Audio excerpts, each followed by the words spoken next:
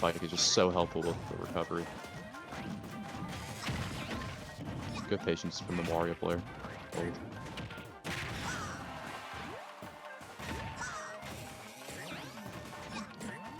Bowser Jr.'s got...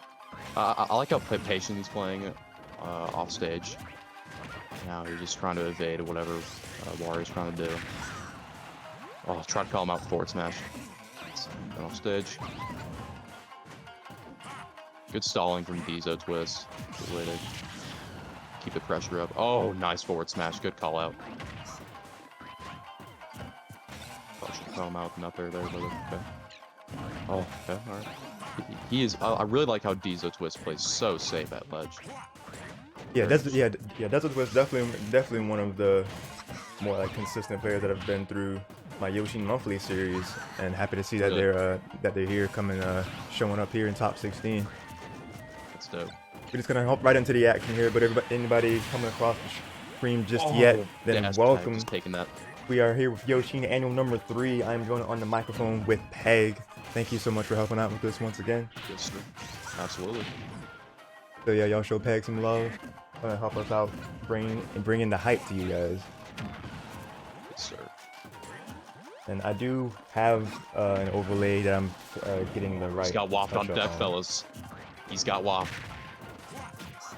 Dangerous things. This man could totally rob this game right here, right now. But DezoTwist, I think, should just start playing the slow game. See, the thing with Wario is that you kind of got to play Wario's game. Because, I mean, he's just got so much of horizontal combos. And then also, he's just got that waft, which is probably one of the greatest comeback mechanics in the entire game. Oh, yeah. Other than Little Mac KO. And it's insane. So literally, he could just end it with one combo string. Try to throw the bike at him. Oh, try to get an up tilt in the... Oh, with a missed waft. Very unfortunate for a piece. But DezoTwist, this is his opportunity to get himself back into the game. Oh, jab might kill here. Beautiful. And he tried air dodging back in, which just does not work out off stage. You're that far off. Oh, that or a side B in the down air. Who does that? Who does that nowadays? Disgusting. I've never seen that from the Bowser Jr. Yeah, DezoTwist is a madman. Absolutely. He's really keeping up the pressure over here, though. Understanding that he just has a very strong lead.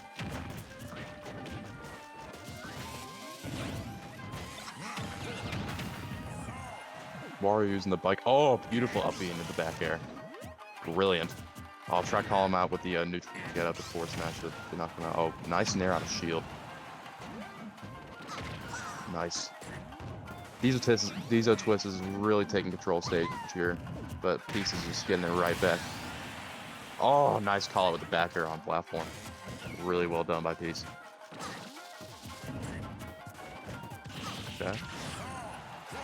Oh, nice up smash. Very good call out. Really taking control center stage. Oh, wow. Stalling him with jab and letting the explosion of his little toy get an up air combo string. That was insane. That was so cool. Oh, he's stalling with bike. He's trolling. Oh my gosh. DezoTwist is kind of a madman. With just such a low tier character. Oh, soft waft not killing. And that is a forward throw. He's gonna take that game. Or not game, but take that stock. Peace is completely understanding that he still has a lot of lead here. Oh, what a call out. What a roll read jab. Ridiculous. Oh, tried waiting for him to fall down the platform. Split is not getting that.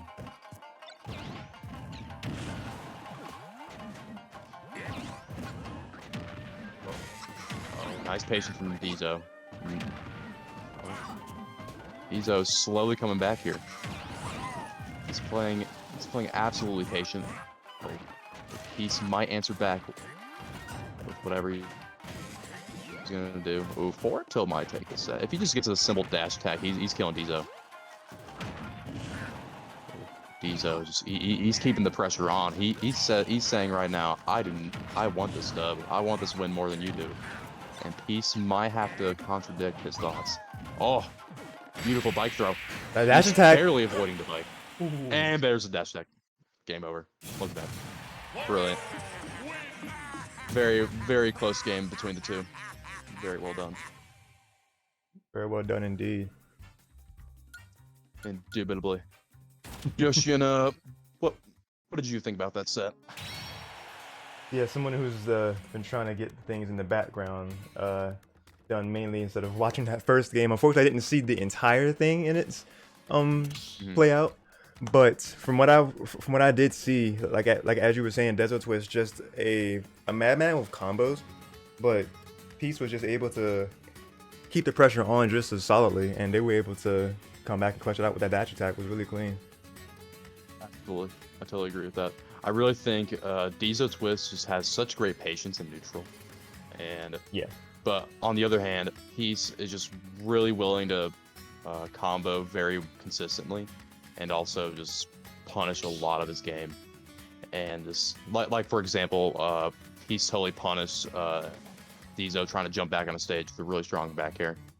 But anyways, I feel like the move for DezoTwist here is to go on a bigger stage, this is Town and City, to kind of accommodate towards his patient neutral style.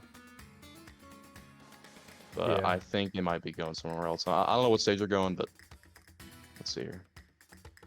But for the people that don't know, Smashville is Wario's best stage. So if they go Smashville, it might be some trouble for DezoTwist. I think I have heard that before, Smashville being Wario's best stage. Oh, he's playing DK. Who is? Oh. What the heck? Oh, Peace going DK? What a switch up. What a switch up. Totally different play style of the character. Yeah, very, very different play style. Oh, on a small battlefield. I will say I feel like small battlefield is very strong for DK because he could totally just get the up throw into up air kill confirm combos with a platform extension. It is very powerful for DK. Going for some up tilt strings, DK. But Dezo answering back.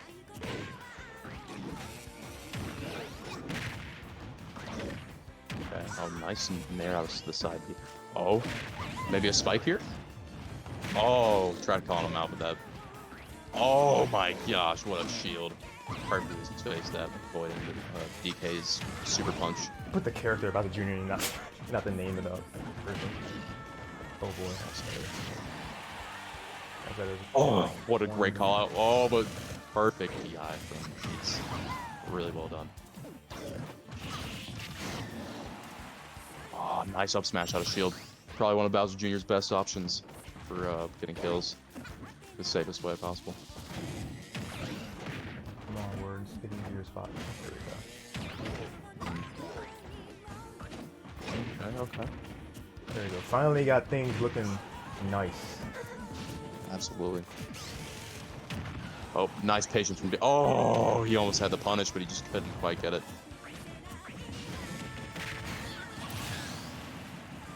Oh, nice. DK up B out of shield is actually not that bad. Oh, absolutely not. Really, the best way to punish is being kind of. Oh, that hit under ledge. I didn't know a forward smash hits under ledge. That's insane, actually. Yeah, I think that. Yeah, I think the hitbox is just. If you meant Bowser Jr. forward smash, yeah. Yeah, Bowser Jr. Yeah, DK up is just really good. I will say it is pretty decent. Oh my god, the combo from the electric Koopa into the up airs. The up air strings. Run from DezoTwist. Up air. Brilliant. Yeah, good job, combo. Good rollback from Peace. A weird situation. DezoTwist really kind of running away with this game really quick. Playing very well and consistent. We call him out with an up smash, I would assume. Oh, nice back air. Keeping it clean. Oh, that might have taken the set. Or not the set, but the game. That up throw, not gonna take that stock from just yet. Oh, that's what being just high enough to not get by that up air. Peace is really just trying to take the stock off of DezoTwist right now. He's kind of struggling to take it back. Oh my gosh. Yeah, what a clank there. Oh, that Mecha Koopa. Oh my god, he almost died from that, dude. Oh man, he almost died of that. Oh, if he shot the cannonball just a little bit backwards, he would have got that. It's just dead. Perfect drop off with the edge guard. DezoTwist. Yeah. Wow. Wow. DezoTwist really told Peace, don't you dare play DK against me. What a terrible idea. Right. They were real like, oh, you dare choose a heavy against me? How Literally. dare? Well, a heavier heavy, because Wario's also a heavy. Absolutely. Let me get the right thing over here too. Absolutely filthy. This is not the right Really thing. filthy gameplay from. Wait, what? I was getting the right overlay for this side of things. The in-between overlay is what I call it. Or like pre-game overlay.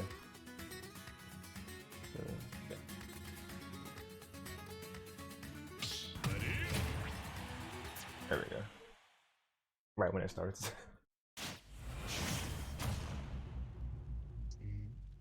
Yeah, I would assume it would have been best for Wario to go back, or for Peach to go back to Wario, because I feel like Wario's neutral game is a bit stronger than Bowser Jr.'s for sure.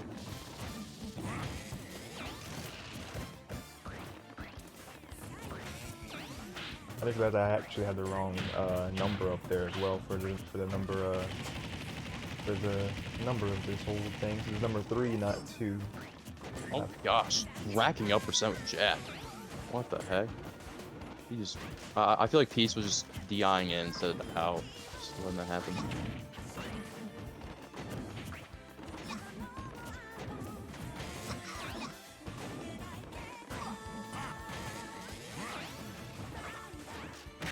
Let's get something fit real fast for you guys, and boom.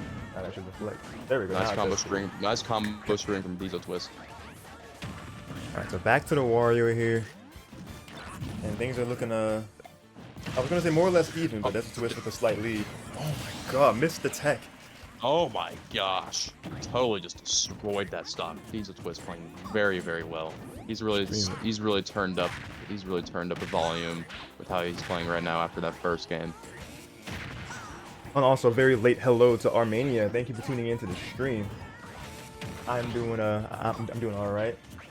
And they were saying they almost made that comeback, unfortunately, from that first game. Yeah, ever since the end of that game 1, it was just a really strong showing. Tried answering back throwing that toy at him. Ooh. Desert is really good at picking up these combos from like the smallest of hits. Just truly a just specialist with Bowser Jr.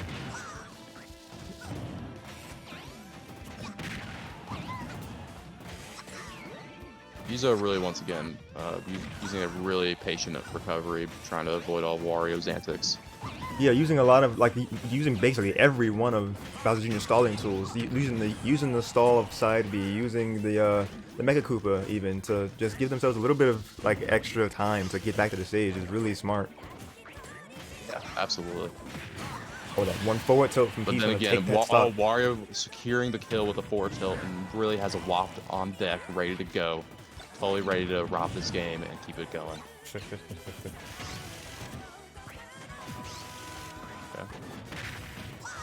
DezoTwist is getting a little desperate. Oh, Peace might be. He might take the stock. He's at literally at death percent right now. DezoTwist. Oh! But Peace clutching out that stock. He robbed him.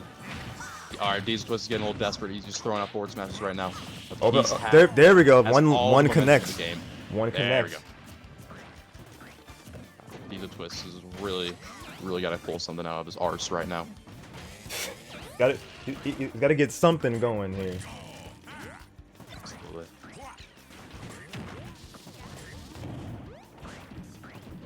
Yeah, a 50% deficit. They're both just. Go ahead. I was just about to say that they're both keeping their distance right now. They can't really land a hit on each other. It's all about spacing at this point. DezoTwist literally has definitely been playing so safe. Yeah, Dezo's definitely been in these situations before where they've been down and have managed to make a comeback. Let's see if they're able to repeat history books, or will Peace be able to clutch this out after that very strong wall play. Absolutely. Ooh. Okay. Oh, so close. So close to getting down tilt with dash attack to take out that game, but right now this is just so intense. This set's been so close because like during this time, like literally every other set from the winner side is already done in top 16. Now D-Dog is going to be in top 8 from winner side. Vixel Oh wait, Oh, and DezoTwist takes that game.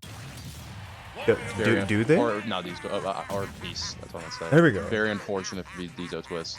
Man, Showed a very valiant effort in that set. absolutely. But like I said, I feel like Wario had the much stronger neutral compared to Bowser Jr. And also, Wario, once again, has just one of the best comeback mechanics in the entire game. Just completely robbing his second stock and getting him back. I think that's what really saved him. So, that's how it goes. Yeah, it'd be like that sometimes. But It really do. DezoTwist not just yet. They are in the loser side. Yeah. We have a Hedgy and Haunter, maybe.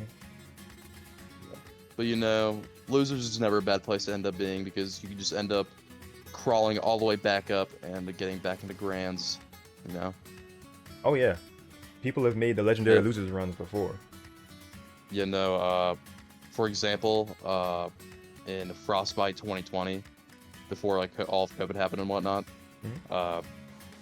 basically, do you remember that set where Prodigy totally just like 3-1 MK Leo like, I think so. into losers? Yeah, I think I do remember that. Dude, and then MK Leo, even though he ended up in losers, made an insane losers run and made it all the way to grand finals to beat Meister. Yeah, which tournament was that again? Tournament. What'd you say? Yeah, which tournament was that again? That was Frostbite before COVID all happened and whatnot. That was like in January of 2020, I think. Okay, yeah. It was a legendary set for Prodigy. That's what really got him into prominence. Was that set against MK Leo? He literally just did so much Mario combos on him. He just did so well against him. Yeah, Prodigy, as the name say it goes, just one of those young prodigies that kind of just came out of nowhere and started taking some names and really making a name for themselves. You love to see it. Yeah, I would say that the Prodigy is easily one of my favorite Mario players to watch because I play Mario too. And right. I mean, Dark Wizzy is really good and all, but I think I prefer Prodigy's neutral compared to Dark Wizzy's. I feel like Dark Wizzy's is just not as fun to watch against top players because I feel like he plays a lot more slow and not as really just more intensity. I feel like Kurama. I feel like he just brings out so much intensity when he plays Mario, and he's just really not willing to do anything cheeky or anything insane. So. You said who's not willing to do anything cheeky or insane? What were you saying? Just now you were saying something about someone being the more like insane cheeky player. I would say that so Kurama basically Prodigy changed his name to Kurama. That's why I said Kurama. Oh, yeah, wow, okay. It was very odd for me too because I was like, who's this Kurama dude? That's really good. And then I heard the commentator say that he changed his name from Prodigy to Kurama. I was like, there's a lot more sense. But basically, I feel like Prodigy and Dark Wizzy, I feel like they both have a lot to learn from each other because they're both really good Marios. It's just that like I feel like Prodigy is a stronger. I feel like he has a stronger neutral compared to Dark Wizzy. Oh, okay. You know what I mean? I have to watch them both in tourney mode, back to back again to make a fair judgment of that. Yeah. You know, Dark Wizzy's really good and all. Like he's definitely like gotten some insane wins with some top players, but I feel like he's just not as fun to watch as Kurama. That's just my original mindset. But you were saying that Kurama just ends up being a lot more explosive in general. What'd you say? You said Kurama just ends up being a lot more explosive in gameplay in general from what you were saying. Absolutely. Like Dark Wizzy, he plays really explosive when he feels comfortable. Like when he just starts getting a lot of momentum in. But I mean, most of the time when he's playing against top players, he plays like really patient and pretty slow, which like can be pretty cool, but sometimes it's just not that great. Yeah, I understand. But I love playing as Mario though. He is just such a fun character.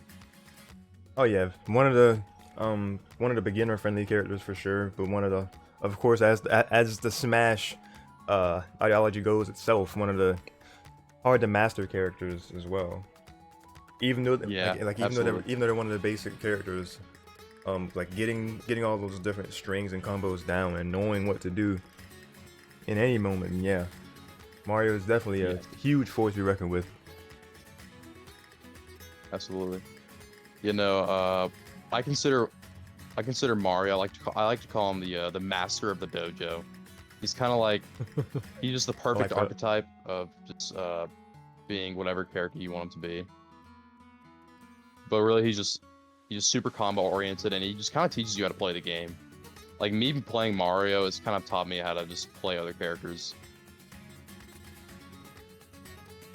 Yeah, I think a lot of people take that direction. Like they'll take one of the more rudimentary characters and then base that with learning the fundamentals of the game, and then they can actually pick someone who they feel like is either better or like someone that they just have more of an attachment to. Yeah, no. So do you know the YouTube channel Ease Smash? Yeah. Oh yeah, the Art of series is what he's known for mainly, and Godlike Link. Yeah, yes. Yeah, basically like what got me into Mario. I remember like watching one of my friends like beat me in Mario, like while he was playing Mario. I was like, you know, this character looks really cool. I want to learn how to play him. So I watched the Art of Mario video, and it was just so helpful. Like the way he explains how to play Mario is just so perfectly. Like he tells you like really good combo setups. He tells you like Mario's neutral and how to play it. He's really well versed with his like Smash gameplay. Yeah, what makes Izal so great is that he takes the time to like go into the different Discord servers and ask ask all of the like the mods and the consistent players and namesakes of respective characters, and he gets as accurate information as he can for everything that he can, like down to the percents, the frame data, everything. It's so good. The setups, disadvantage, advantage states, like just knowing exactly what to do, and all the, like just kind of breaking down the character entirely is what he does in every Art of Smash video. It's really cool to see. No, that's sick. All right, but next we'll be having once again DezoTwist, and we'll have MJI. This is losers. This is gonna be losers qualifiers for top 8. Interesting. So we're following DezoTwist. It was a slight subconscious bias, but it was also the fact that they were the only set that were ready, or like not already played, because the other one was still waiting for one person to check in, and then the other one, which was Vixel and someone else, was already in progress, so we couldn't quite get those. Just finished my Elite Smash game. All right, let's see what's going on here. Oh, Byleth player. I feel like Byleth really rose into the scene after MKLA has just gotten so many good results with them. Oh yeah. Alright, so we'll switch these names around. I think I have this name right. Yeah, MGI is the Byleth player. And we just now saw DezoTwist on stream. And gonna see what they can bring to the table here. And I'm actually gonna, I forgot to do the whole, you know, at everyone. Haunter at top 8 qualifiers in the best of 5. No. In the server they were asking top 8 qualifiers in the best of 5. No, I'm kind of wondering now if I should have made it. If I should have made the qualifier with best of 5 or not, but we've already gotten to this point. I don't know. I feel like it should only be like best of 5 for like top 8. Yeah, that's what I've been doing for Yoshean Monthly for the past year. So top 8 has been like the norm. Yeah, that makes sense. Yeah, no, it wasn't. Okay. I will say MDI is playing this super well. I mean, he is just playing just such a strong neutral, really keeping his distance with Dezo, and just really keeping really well spacing with all his moves.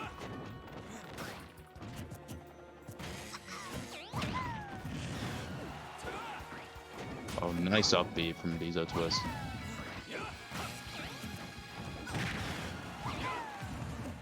Oh, that cannonball drift back was just really well played by Dezo. He's just really bringing us back right now. I'm not gonna lie. Oh wow. And the perfect spacing side B from MDI. Wait, is it MDI or MJI? It's MJI. Oh, MJI. Okay, that's my fault. Oh. MJI's got some really good patience with that shield when he forward smash me. Oh, he almost had the pretty sick up B combo. Nice up smash that shield from DezoTwist, keeping this game even. Oh, almost had the call out. Ooh, good. Yeah, that was a good maneuver around for DezoTwist to get back on stage. Absolutely. I just noticed MJ's their in-game tag is $5.99. That's funny. you can't see because of their overlay, but they have $5.99 is their in-game tag. It's hilarious. That is in fact how much Violet and other DLC characters cost. Yeah, literally. That's how it goes. Yes, sir. Yeah, I paid $6 to win this game. That's right. That's basically what this gamer tag is saying. Basically. Then again, I dropped $50 to get all of these season passes. So, oh, same. same. Game. Yeah, very worth. Oh, what a call out by DezoTwist. Reading that roll and getting that forward smash in. Oh, I thought he was gonna go for a back air, but he knew he had that stock. He knew.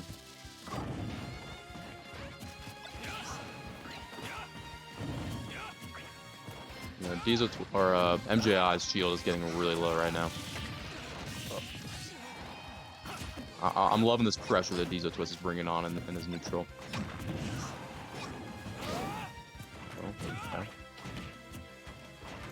Oh man, he almost caught him out with that down air. I feel like that might have killed.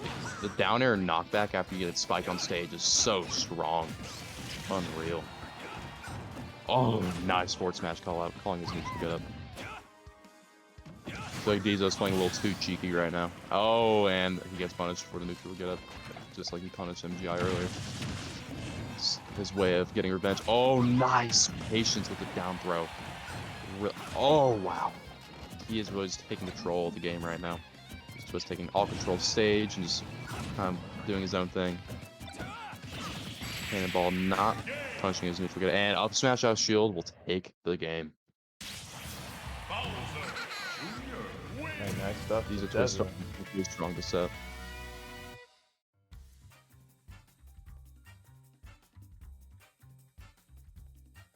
So is Topaz still like doing the tournament? Is that what he's doing? Is he still in there?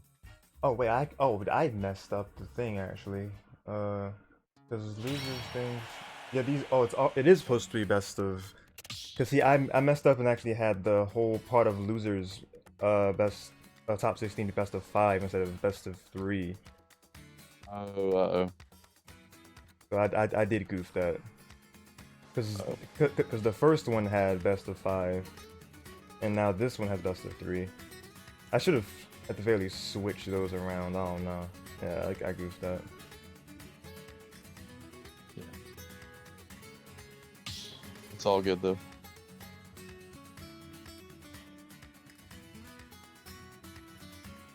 So have you been playing this game competitively since like the beginning of Smash Ultimate?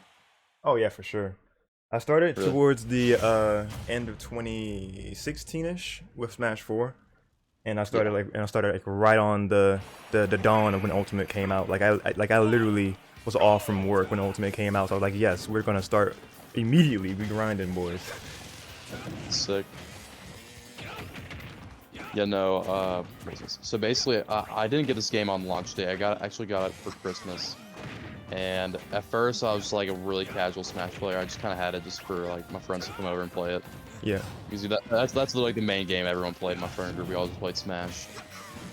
But then after playing as my friend Seth, he's been playing Smash with like Melee, and he's super good. And so basically he is this insane Snake player. Alright, well actually no, I'll tell a story later. We gotta focus on the set. Yeah, we got some commentary to get to. MGI just took a stock while I was telling a story. Anyways. But will DezoTwist answer back? You might have to keep his game up, but the up being a side B is absolutely just robbing his percent right now. DezoTwist is answering back some with some up air strings. Forgive my stutter. Oh my lord, can't speak today.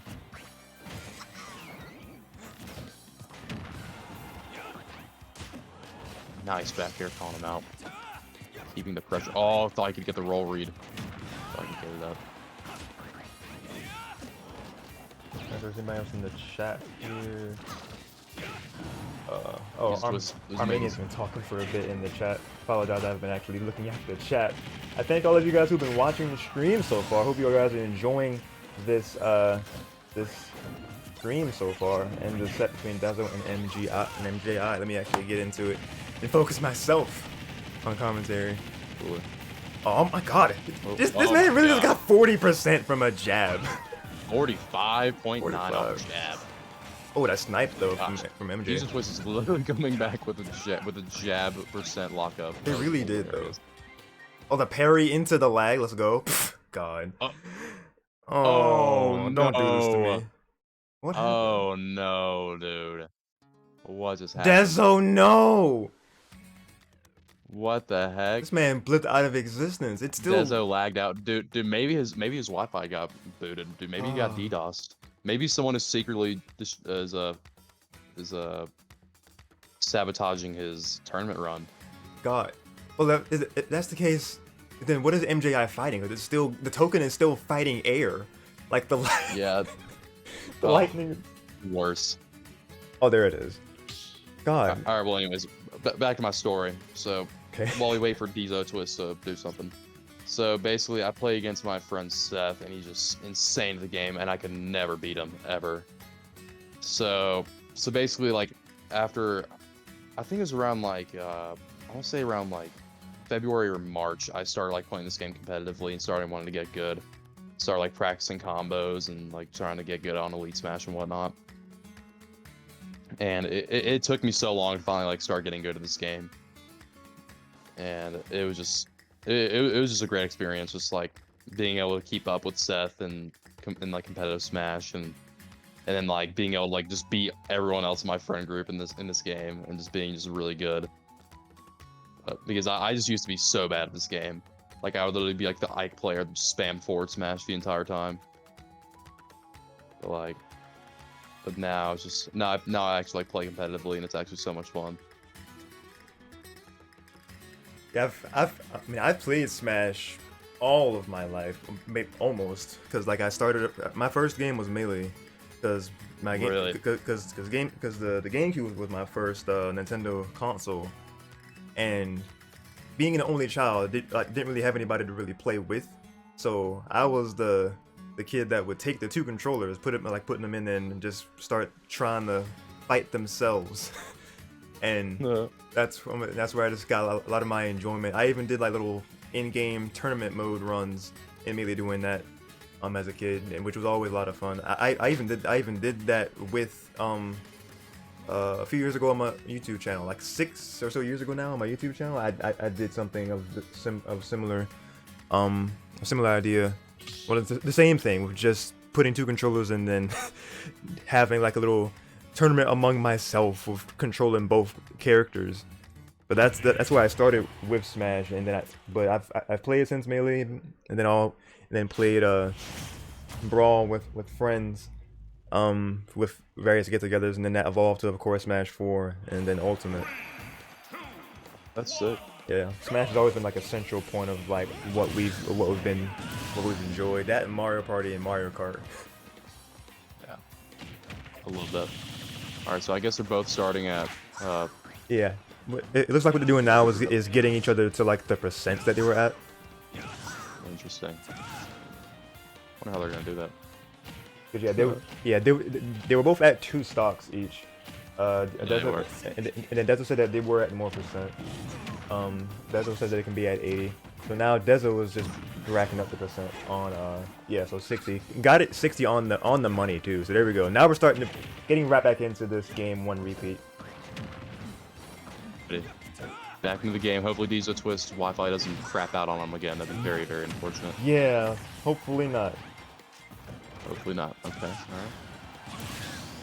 Casey was saying Oh, rip okay. Dezo earlier. Welcome to the stream, Casey. Not sure how long you were watching, but welcome to the stream, dude. Oh, by the way, Yoshean, Oh. the name mixed up on the stream. Thank you. This was MGI. Alright, got it now. Oh, dope, okay. Yeah, no, DezoTwist, this could... This could be MGI's last stock for the tournament. This could be, unless he does something about it. Which right now, he is definitely doing. DezoTwist is just not able to get back on stage and having any kind of control right now. Okay. Gaining momentum just a little bit. Baby steps, baby steps.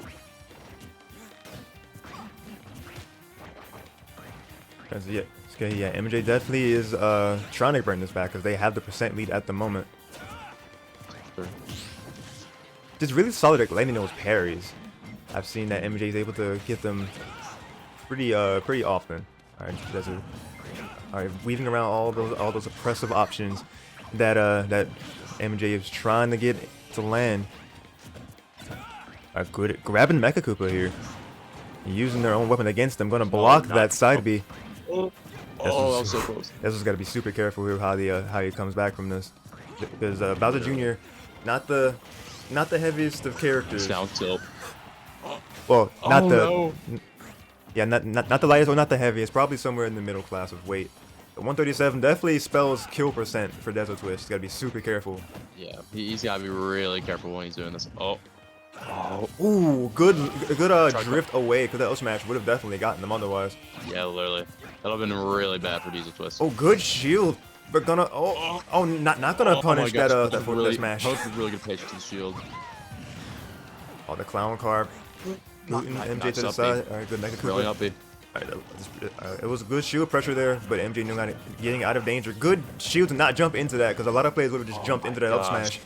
Dezo is just showing. So close. Dezo with the, oh my god, that shield pressure. Insanely defensive. Oh, good cannonball against that side B. That was gonna be it. The Mecha Koopa blocking it. That was really solid. Dude, DezoTwist shield was looking so low earlier. That was so bad. But man, this has become a ball game, folks. Let's see what happens here. Oh my god, that side B, no way! Oh my gosh, and he eliminates MJI from the tournament. MGI played very, very well. Very unfortunately lost. But DezoTwist will continue on in the losers bracket. Yes, indeed. And just like that, and looking like the rest of the loser side is filling out as well, because Many just won against Smasher, and then Hedgy just won against Haunter. Well, actually, I think Hedgy already won against Haunter earlier. Because I wouldn't be surprised if a few more people would say, why was the first round best of 5 and the next one was best of 3? It seems like it was backwards, which it was again my error, which I take full responsibility for. I apologize for that. I'm actually gonna, I can actually show you guys that real fast, just so you guys won't be as lost without context. See how these went to 3 wins for them to win, and then these ended with being 2. That's what the issue was. Someone in the server mentioned it. I believe it was actually Haunter, because they said please fix that, which yeah, it was justified. At first I thought it was something else entirely. I'm like, wait, why is there anger? But then it was because of the fact that I completely screwed up the way that I ordered the thing here. So I apologize for that once again, guys. Because there have been times where people make the complete run back after the game too, and then come back with a whole like reverse 3-0. I possibly robbed people of the chance of that. But it was a mixture of me rushing and then thinking I already had this set properly. Well, this top 16 phase was originally the top 8 one, so I just must have missed losers specifically, because winners is fine.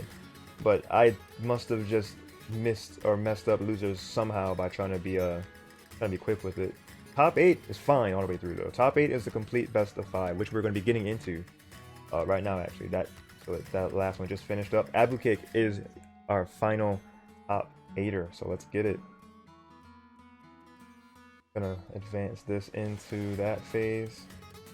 So either D-Dog and Vixel or E2, P2, and Peace. We could start off with the stream. Just a matter of who I can get a hold of first.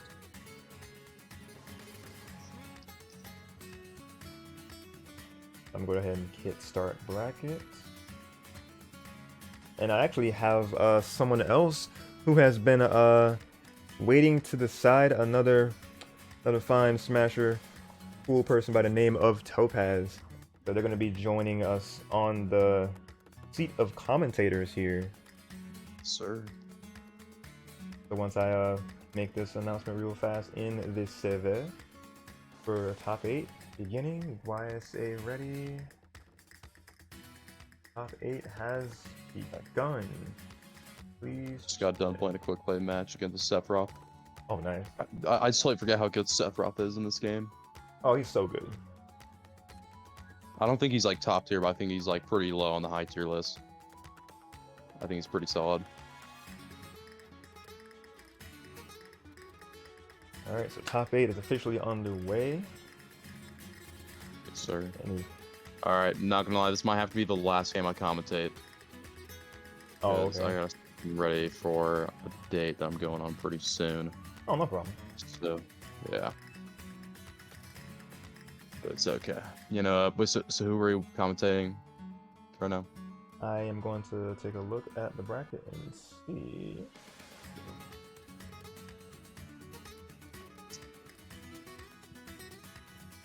You and Topaz might have to be running the show for a little while. Yeah. Actually, let's go ahead and switch our operation over to the actual server VC. We can have them join as well. So I'm gonna go ahead and leave from this VC, and I'll meet you over there in the. Wait, are we going to the RTG commentary? Or wait. Well, no. If you go on the tournament islet at the commentary. very bottom, there's live commentary under the AFK caster chat. Yeah, if you look like right above Pokken category, live commentary VC is there. Yeah. All right, I'm joining that right now. All right, bet.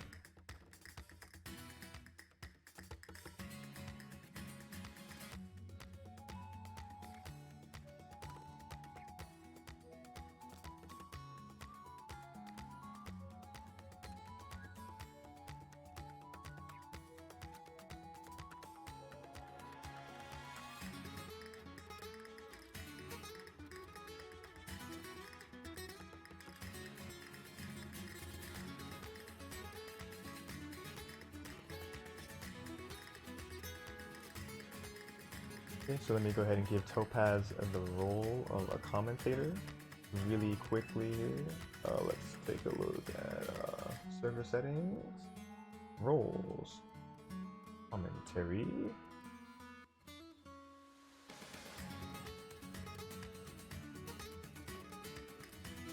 All right, and we join. Hello. Hello. Yo. Oh, and are we joined among our third person of the Musketeers? Let's go, Topaz. How we doing? We're doing great today. Hey. Thanks for asking. How are you guys? Doing awesome, dog. How about you? Yeah, it's going great. Had a little Great. losers run. Let's go. Actually, are you still in? But now what was that? Are you still in Topaz, or did you already lose? Oh, I'm out. Okay. Yeah. I actually had to fight MJI. Oh yeah. Right. Okay, so well, top 16 then. So congrats to that. Yeah, thanks. But now we're in top 8. Dude, I was so close to getting into the top 16. I just lost this dude named Haunters, and it was such a close set. I think, but you know, it's always next time. Okay. Facts.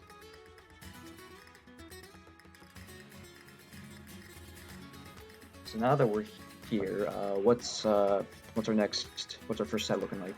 We're going to be getting D-Dog and Vixel for winners quarters. Sounds good.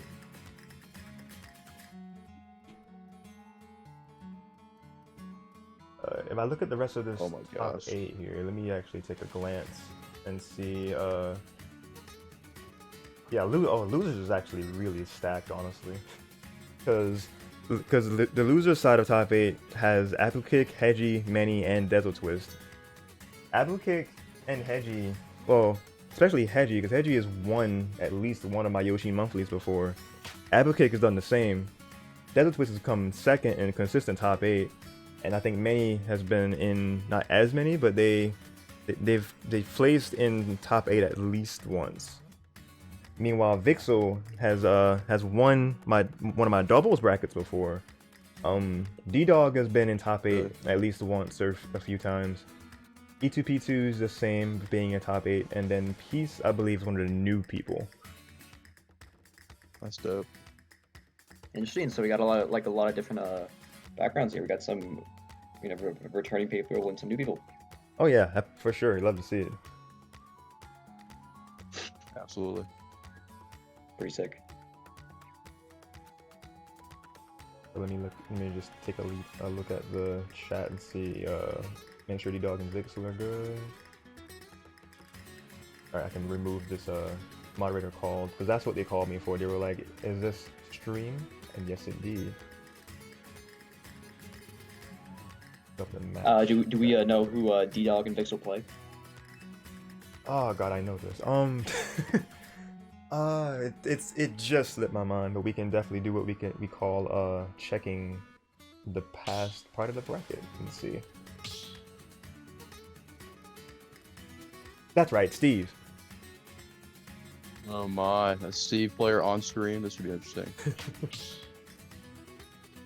All right, D-Dog is in the arena. They were the ones we were waiting for to get into the arena, so that's good. Now we can get this show going.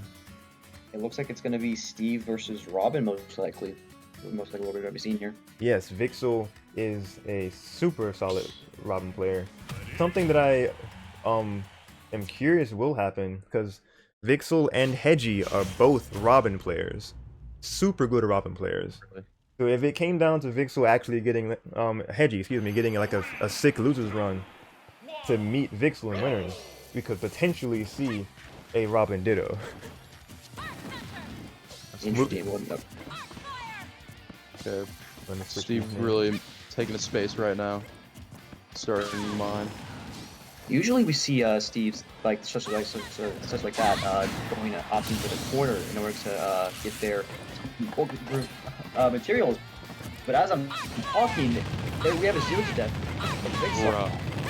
Bruh. Oh, yeah. And it's still go. Oh, Vixel is just insane with picking up stuff off of what is it, Arcfire? Arcfire, yeah. An insane conversion from a single Arcfire. Already 100. Oh my god, this knife! Untouched. Oh My gosh. Now. no, it's not gonna happen, right? No. Are we gonna see a JV4 on stream? Oh my god, yo, D-Dog. But Oh wait. They tried to do the dirty. Versatile? Already? This match has been nothing but explosive from both players. At this rate, this is good for D-Dog. Oh lord.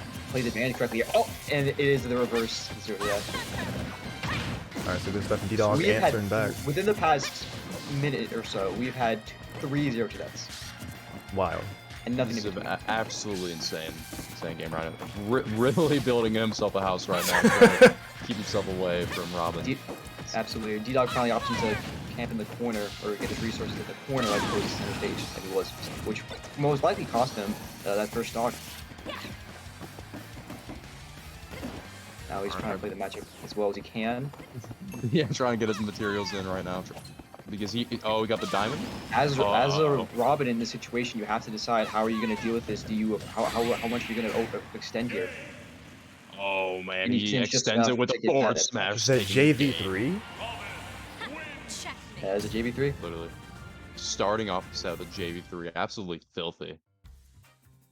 Filthy gameplay from this Robin over here. That was 4-0 to deaths. That was 4 Yep. in a row. This is absolutely gross. Just count them. 4. Goodness. Crazy way to start top 8 here. That was probably the most excitement we're going to see from Steve Robin in anywhere. Oh yeah. Yeah, if anybody could bring it, it will be these two players, absolutely.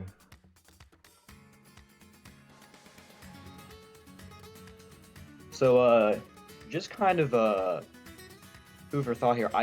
Robin's not necessarily the character that has to take any sort of any sort of approach options. They can kind of sit back and Steve's the kind of character who wants to force you to approach. But if Robin doesn't have to do that at all, then Robin is in their element at almost at all times.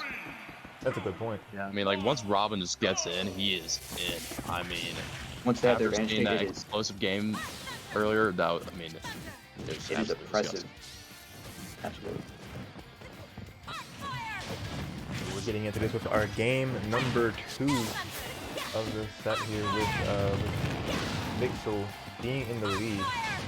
Oh my gosh! If that's spiked, I Oh, yeah, would. spike for Oh seconds. my! It- Oh that's my online. lord! And That's the so Yeah, oh my just goodness! such a Another clean zero conversion, knowing exactly where the arc fire is going to send and just going off it. Let's be real, guy. Just knowing That the was bounce up disgusting. trajectory That of was it absolutely perfectly. vile. And up until this point, Vixel has been exclusively 0 to death and almost taking little to no percent from D-Dog here, showing just how well they know how to play neutral around Steve, exploiting his slow speed. Oh my god, just picking up these up airs so consistently, just knowing exactly where Arcfire sends the opponent each and every time.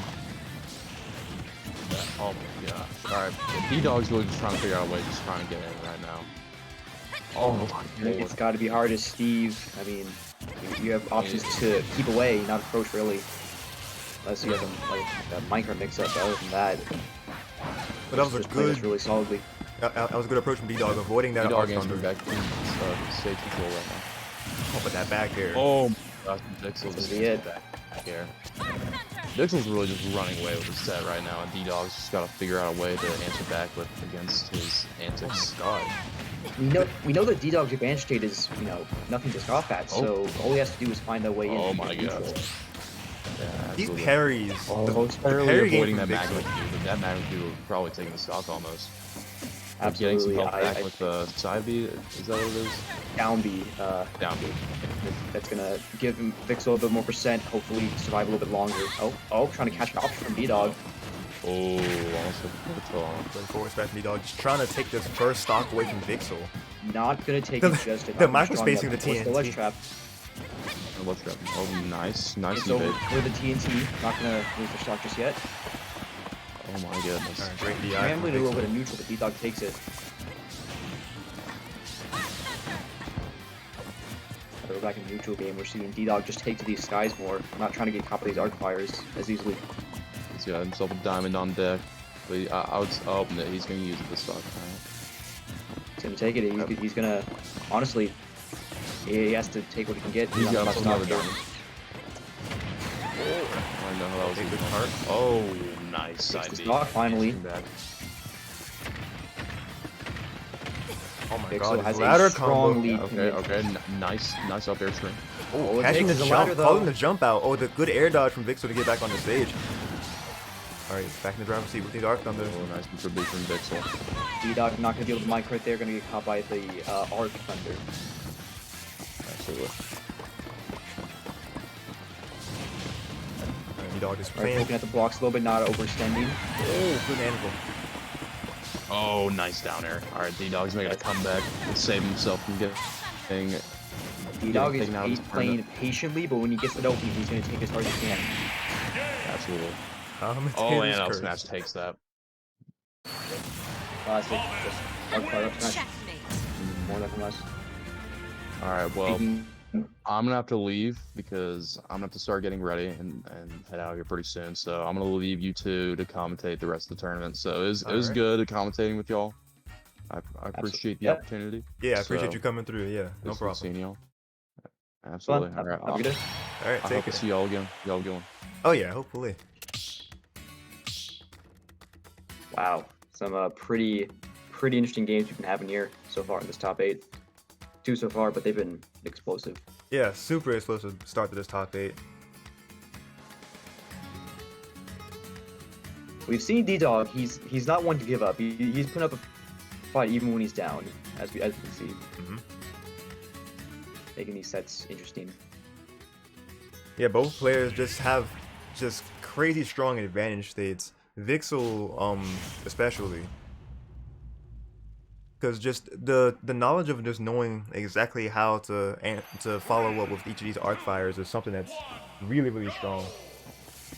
As well as we see D-Dog get when they're grounded, he's gonna get hit by a lot of arc fires because he's either gonna be shielding them or trying to run away. And you know, if Robin has you in the corner, it's already a bad time. D-Dog's gonna get the roll in and get the ladder. Really good upper air ladder, yeah. 6%.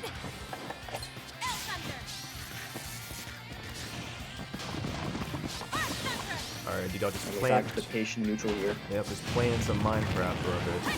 Oh, and there we go. Vixel trying to get some more damage in. Not taking the stock yet, but 75% on the board. It's going to be really good. Very easy. Up here.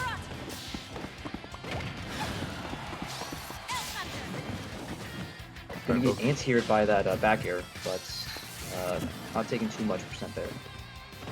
Ooh, trying to meet Vixel down there to get that forward air, but Vixel getting back to the stage just well. Gonna get hit by another back air.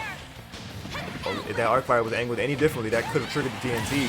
But D-Dog catching the extra jump from Vixel, gonna take the first stock, which is already different from the whole set so far. Vixel has been leading with taking the first stock in each game so far. Yeah, D-Dog went in with that up tilt. He was confident that Vixel was gonna stand put and charge that. Oh my god. A little bit of that up B just stalling them. Clanking with the arc fire. Right now, D-Dog's got to get through. Oh, he gets through with the roll and at the perfect timing just to get past arc fire there. Just missing that up smash. Vixel getting over with the TNT, not going to want to get hit by that. Ooh. But getting hit by it anyway. I don't think they expected to land the pressure plate there. Oh, and yep, D-Dog going right back at it, just knowing that he can catch their invincibility dropping. Ooh, good call out with that forward air against the cart.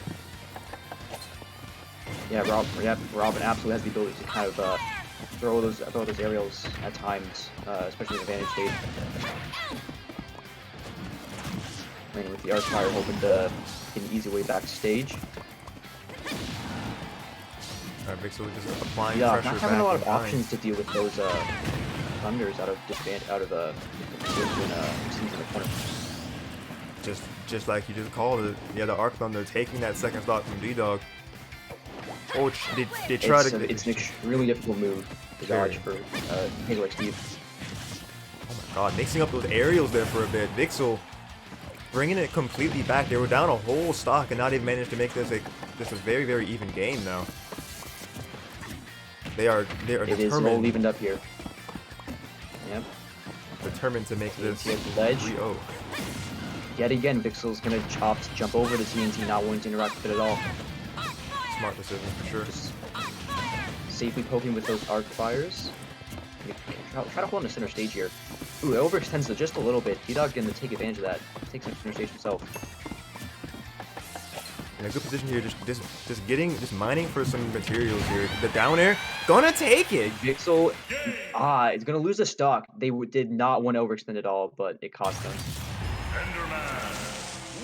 Yeah, patience is definitely good, but but having a little bit too much of it can be the detriment in some cases, and that was Vixel's in that moment. The good stuff to D-Dog to get themselves on the board. Yep, they're on the board now.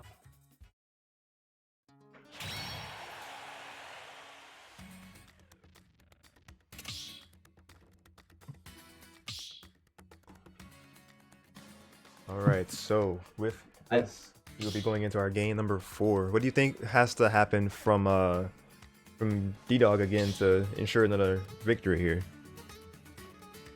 I think slowly but surely over the set, D-Dog's been playing neutral more in the corner. He's also been evading arc fires much better, which is the key factor in this matchup. That if you get hit by arc fire, you take 60-70%, you lose your stock. So by avoiding those, he's been able to play more advanced state and take the set a lot closer. Okay. Off the bat, we're going to see 40% on the board from Vixel, small load conversion. that Arc Fire the ledge going to be so potent for ledge trapping. Yeah, Vixel just having an answer for every like option that D-Dog's going for to try to get back on the ledge. So far, 100%, 130% uncontested. Oh, weird. And I that think didn't that's feel. going to be it. Oh, losing the 11th sword at the wrong time. Oh. There we go. I think that was an getting their intentional first hit. kind of book management on the L1 there. Right now, D-Dog is down heavily. He is on 1 foot in the door, 1 foot in the grave. Yeah, that first stock is bleeding at the moment. Because Vixel has just done a Playing number on evasive, it. he's trying to hold on. He's not ready to lose his stock yet. Even if it means he just sits on the other side of the stage. Finds a minecart in though. Using the jump in from Vixel here. Oh, great answer back from D-Dog, taking the first stock, ironically. And that yep. But gonna get it right back, gonna Actually, get good stock enough taken right back patience. out. Yep, using that invincibility to quickly safely pressure that and get stock. Now we're back to even percent. Both players going for an anti-air, kind of knowing that their opponent wants to jump in at some points, but again, optimistic that just barely avoiding the arc fire. Close.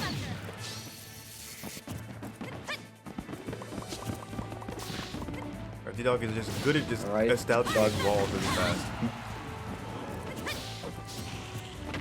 He can't be too obvious with his gameplay. If he always goes to the corner, he's going to be able to immediately run up the pressure ramp, which is not what he wants. So he's going to have to mix it up like he's been doing so far.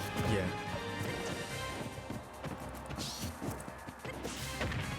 A good area to do that. The platform eating that arc fire. Excuse me. Good. D-Dog's been playing his game plan, but Vixel has been responding appropriately, having a percentage lead here. Great Diak. Not taking stock yet with the down smash.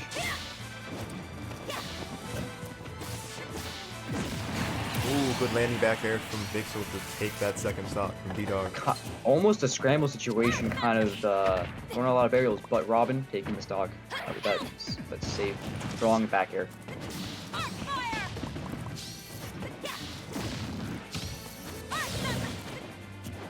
D-Dog had no time to get that shoes up after that roll. That was definitely almost a roll read for Vixel. Scary situation to be in, just getting out in the nick of time. Oh, the block actually messing up his anvil. That probably actually would have hit him. Yep, not lining it up as well as he could have, but still gonna have advantage here. That thunder detonating the TNT. This could be close. Oh man.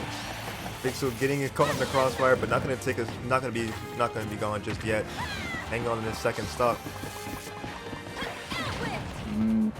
Yep, there's just hanging on here, not trying to overextend. Well timed down here. To stay in the corner, so be it, but that's gonna be their demise. That kid of attack, not safe. Not gonna be a good option. Use the stock. Yeah, D-Dog catching the timing of that neutral get up, well that get up attack. And going to ensure that they, good forward air to keep that string going, getting back on the stage. Nice conversion off of that anti-air. Getting some great percent on the board. Ooh, try to get the, Kind of making this even. but that was a good trap that D-Dog forced Vixel to jump. Going high, I recovery. can go high there, but they're gonna take. Yeah, going high. They're gonna take some percent from that boat. Kind of back in the neutral game here. Oh, but we're gonna have a very quick minecart in. Oh, okay, good that this was a big get out of that because they were stuck in that cart there. Had to mash real fast. More or less a trade there. Both players being hit. Oh my goodness! What a trade in the air. What a failed DBZ moment. Yeah, right. Yeah. Again, both players going back to their game plan. They're not afraid to play safe. Even if it means they might not get the hit, they're not going to hit themselves. Yeah, not wanting to overcommit is the way to do this right now with these percents. Jumping over these smash pads. Just how explosive any of these characters can be and these players can be with their openings. Again, a lot of minecart from D-Dog. He wants safe posts. And, but Vixel's not gonna How about that arc thunder? Oh, the block saving D-Dog! Wow, that was an insane, insane moment. Big brain plays. Intentional or not, he's gonna be living here. And Got the parry. So close. What in the world? yeah, Oh, but the forward air going through the cart and taking the last stock. That's gonna be Vixel's set. Taking it 3-1, just barely with getting that forward air with the hitbox extension. Oh, that's what that was. Okay, interesting. Honestly, more and more as the longer the set went on, the more it seemed like anybody's game. But Vixel just closing it out really solidly, and that doesn't want to take too much longer with the set. Yeah, even though it was a 3-1 set, definitely was played out like it was a game 5 situation, because D-Dog was just coming back with the adaptation. They were learning from what wasn't working in previous games, but each game just got super close, and Vixel was just able to get those projectiles in where it mattered, and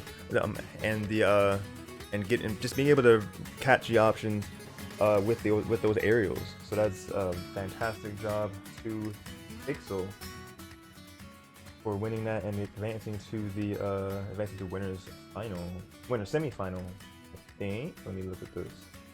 Oh, this is that will be when they will be advancing to winners final. Yeah. So I had this wrong on the thing. I had quarters. It's supposed to be. This was actually semis. So Vixel is going to be in winners final. And then speaking of a game 5 situation, E2, P2, and Peace actually are on their game 5. So we will be seeing who will fight. Here. Yeah, we'll see who fights against Look at the Vixel. bracket here. We see. Just a moment.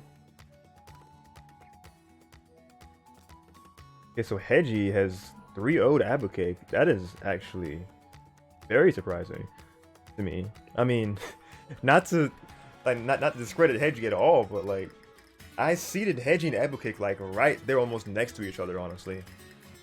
And it was just something to see a solid 3-0 in either favor.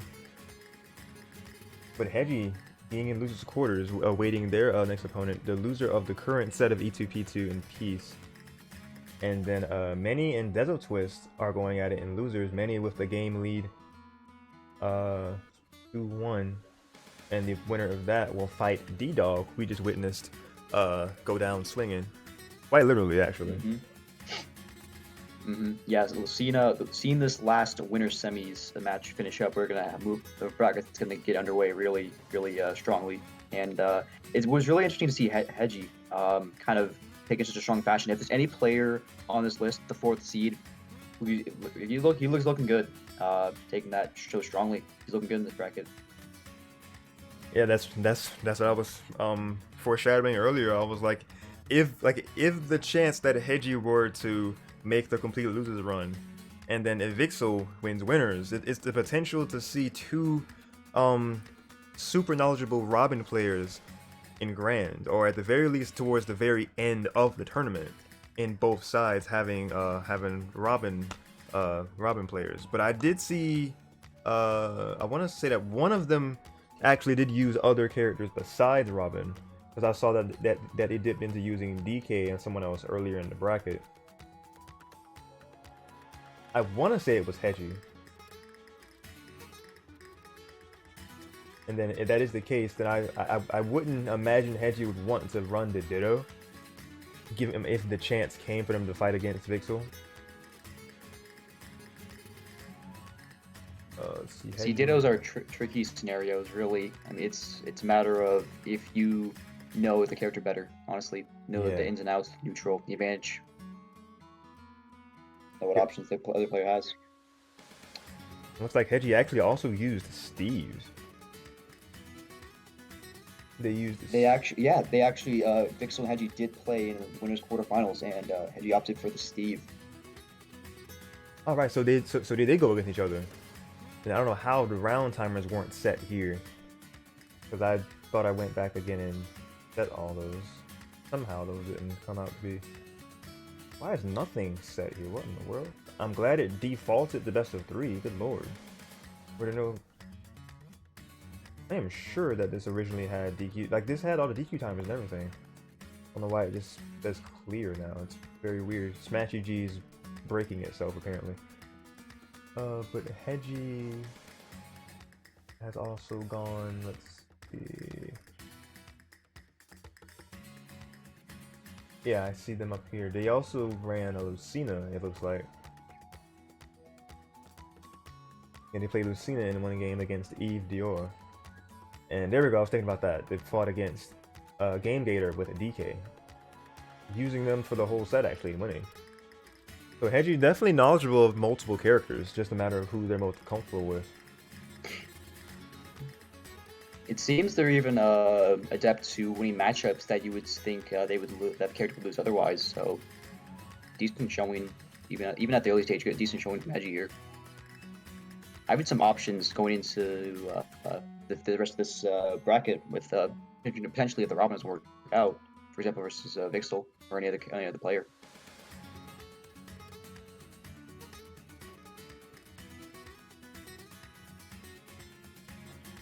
Okay, speaking of Vixel, we will have Vixel and E2P2 on stream for Winners Final. Yep, E2P2 just barely taking it in Game 5 against Peace. Peace beat them to Losers versus Hedgy. Losers is on its way right now. Both sets are on its way. And right here. But now, in front of us, we have Winners Finals. Yeah, definitely some of the strongest top 8 coverage that I'm seeing so far. Alright, so we got Vixel back in here first. So we can keep the name on there on one side, and we'll put E2. There they are, with the game tag Ethan.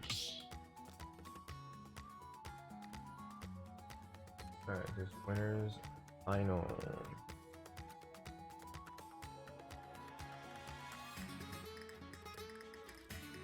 I don't know if there's a science behind it or anything, but names with just letters and numbers are usually really satisfying to say, so E2P2 pretty rolls off the tongue really well. Oh yeah.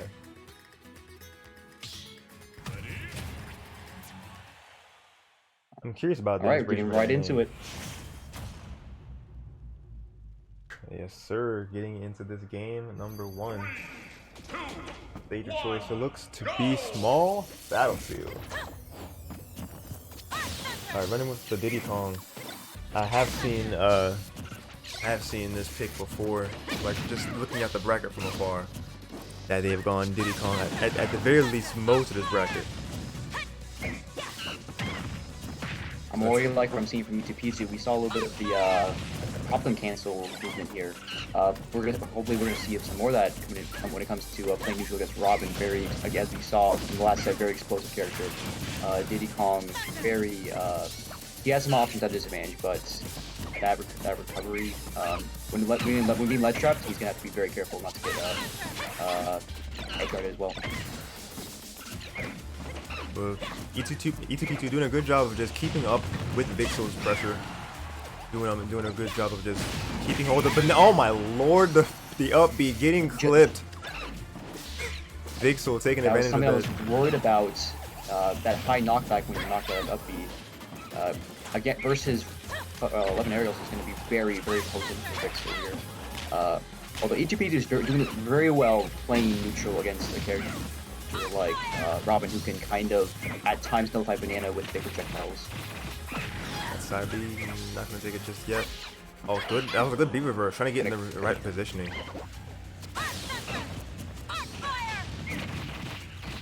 Getting a little greedy with that up smash. Ooh, Vixel gonna jump out the. Oh! Alright, solid down tilt the up smash, taking that first stock. Great conversion, great knowledge that they can safely poke that down tilt and bring off it. Very nice. Evening up stocks here.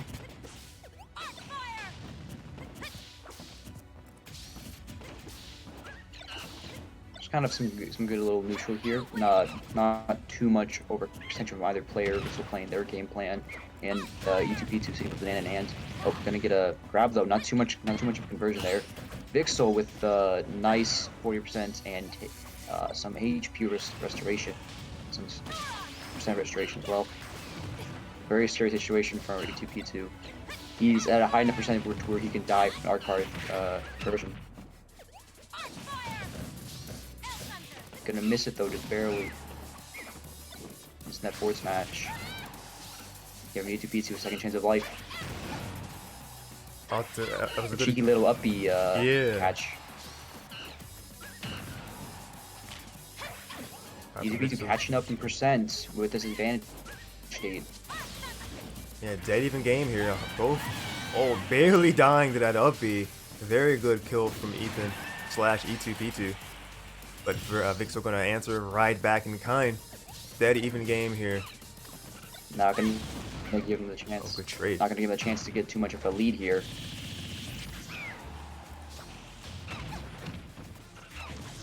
A good give attack from Vixel because Robin has a character. Definitely had a follow-up. Yeah, Robin as a character definitely gonna have a lot of options in neutral, but if they're behind, it's gonna be hard to catch up with the Diddy Kong. Most likely gonna be playing very safe, very passive.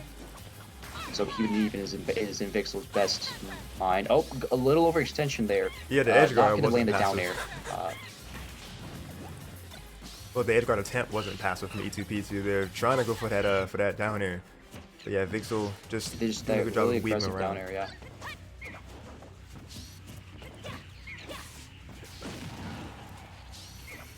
Monkey flipping to the platform there, just wanted to get him close with that banana, but not gonna pan out for E2P2 there.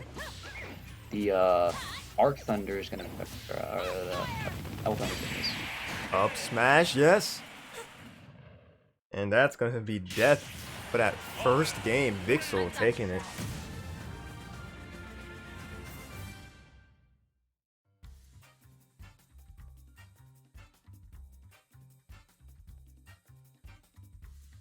Alright, so definitely a very close game one. Because E2P2 is definitely working their way back into it. Really made it so that Vixel definitely had to fight hard to take that first game.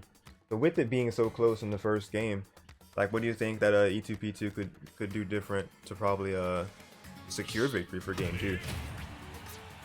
I have to say, with my knowledge of Diddy, is that if you had to choose like an archetype that is his most difficult to deal with, it would be a hard projectile zoner such as Robin, and so having a hard matchup in itself, not that it's impossible, but he's going to have to play a combination of patient. He's going to need to play well as well. He's going to need to take a lot of mileage from advantage states, and he's going to have to play carefully disadvantage, which is not what we're seeing. He's going to take a lot of percent from what was initially his ledge traps. He's going to take a lot of percent. Vixel here. Oh my god, but getting all this damage in. But Vixel negating all of it. However, that arc fire and disadvantage is gonna add to the P2. Gonna lose the stock grid. Trying to get some activity from the chat here. I'm gonna make a poll so you can vote. Who do you think will win? Winners final. E2P2 might be able to draw banana pretty easily in this matchup. He's gonna have some space to draw banana, but he's not gonna be able to use it very carefully. And he's gonna have to up out, get in to some extent versus dropping here. Currently down a stock, but not out into percent. Percents on Vixel looking very high. This ledge up situation could be the end of the Vixel stock. Trying to do his best. He pokes with the Z drop back air, and he's gonna take with the up smash. Do a little bit of prediction on Vixel's drift there. So, yep.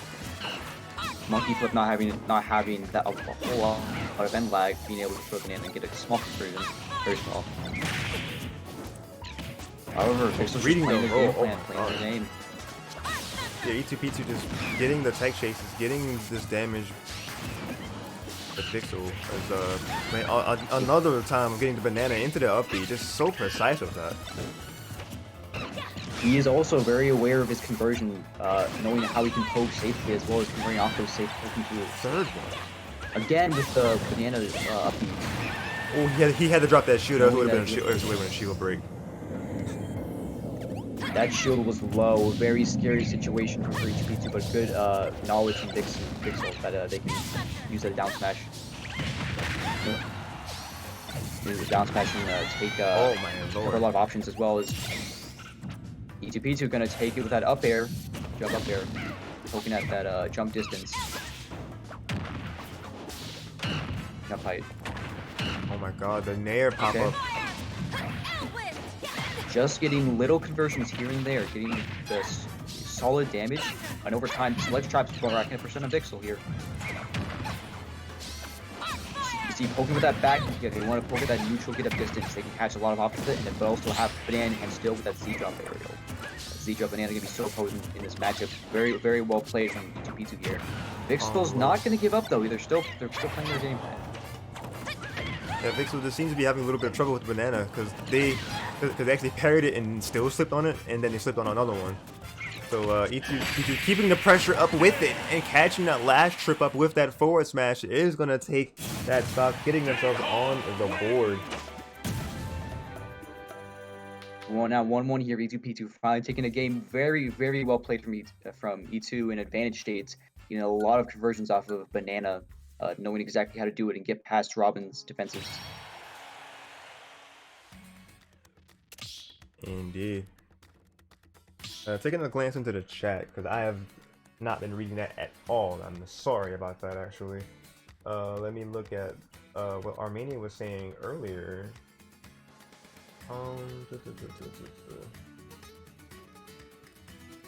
Also, yeah, they were talking when me and Peg were talking about Mario players earlier, because we were talking about Prodigy and how they changed their attack from Prodigy to Kurama. And Armenia was adding their 2 cents in, saying that that Kurama is more explosive and Dark Wizzy is more slower paced, so that makes more sense in that earlier conversation. And then Armenia was talking about how that they're also an only child, and talking about starting with Brawl, because I had a little side story about where I started playing Smash, because Peg started talking about that. Oh my lord, but the match though. We're gonna get the shield break at 0%. Oh, but not gonna get as much damage as probably It would would have have wanted. taken a crazy conversion to get the kill at that percent. So Vixel just opting for the damage, but messed with the conversion a little bit. But yeah, E2P2 getting the damage on there like that shield break didn't even matter. Already winning the percent, and down air on platform, bouncing him up into 75%. With a lot of options for that down air, you're either gonna trip on the banana or Ooh, going for the shield have to break. roll in safely.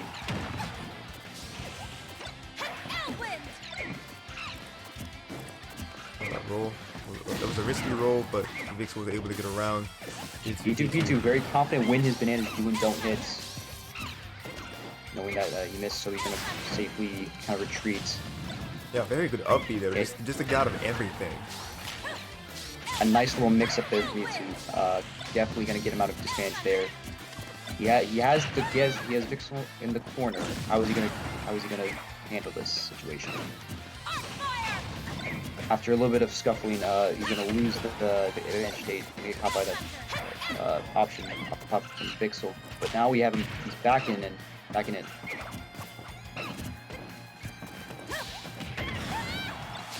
Getting that ledge cannon side B. Just kind of pokes it without getting options. Yeah, just kind of seeing Vixel struggle here in getting something started. A good aerial to get. They were trying to jump in. The roll-in attempt working over the jump-in option. E2P2 not dashing back for roll-in. They're going to be in disadvantage, and this could be the stock very soon. Covering the jump and neutral get up options. Alright, Vixel going to be the first to take a stock here. That full hop up air forward air is going to take it. Vixel very high percentage right now. All it takes is one up B. Respond. You have just a lot of kind of movement from monkey flip here. Short hop monkey flip, instant monkey flip attack is going to leave E2P2 actionable before he hits the ground. Oh my god, that quick, like one hit of Nair into like the down tilt into conversion that E2P2 did just now, that was insane. But we're not gonna get all the hits of B Gonna be the detriment. Gonna get hit by an up smash from Vixel. He was going for the optimal damage that up E is going to give a lot of percent, but just missing it, unfortunately. And it has to stock. As a Vixel the ledge here, though. Roland's going to work yet again. E2's trying to read these jump-ins a lot, which is he's going to have to adapt to occasionally when Vixel tries to roll in. And Vixel is cooking with gas now. They're full stock ahead and with the percent lead. Well, they just lost percent lead. But still having a stock over, they gotta be careful. Oh, good to throw the banana back at them to stop that forward smash from coming out. Probably would have been death for sure. Hovering right over that forward smash to get on the other side for that cross up. What a read! A good tactician has nothing to fear. A read against a read, I should say. An unfortunate situation. E2 reading the drift incorrectly, going to lose the stock forward, going to get hit by the F smash. Alright, so this set is literally going back and forth. Vixel finally finding opportunities to roll in, opting to roll in more so than jumping. It's proven Vixel to proven that Vixel gets in more with that option. So they're gonna opt for it more. E2 hopefully adapts a little bit and sees that they're gonna choose different options. They're not gonna go for the same one each time, so they're gonna have to play accordingly. Okay, so now we'll see from there what will be bans and then what we want to go for our game 4 stage.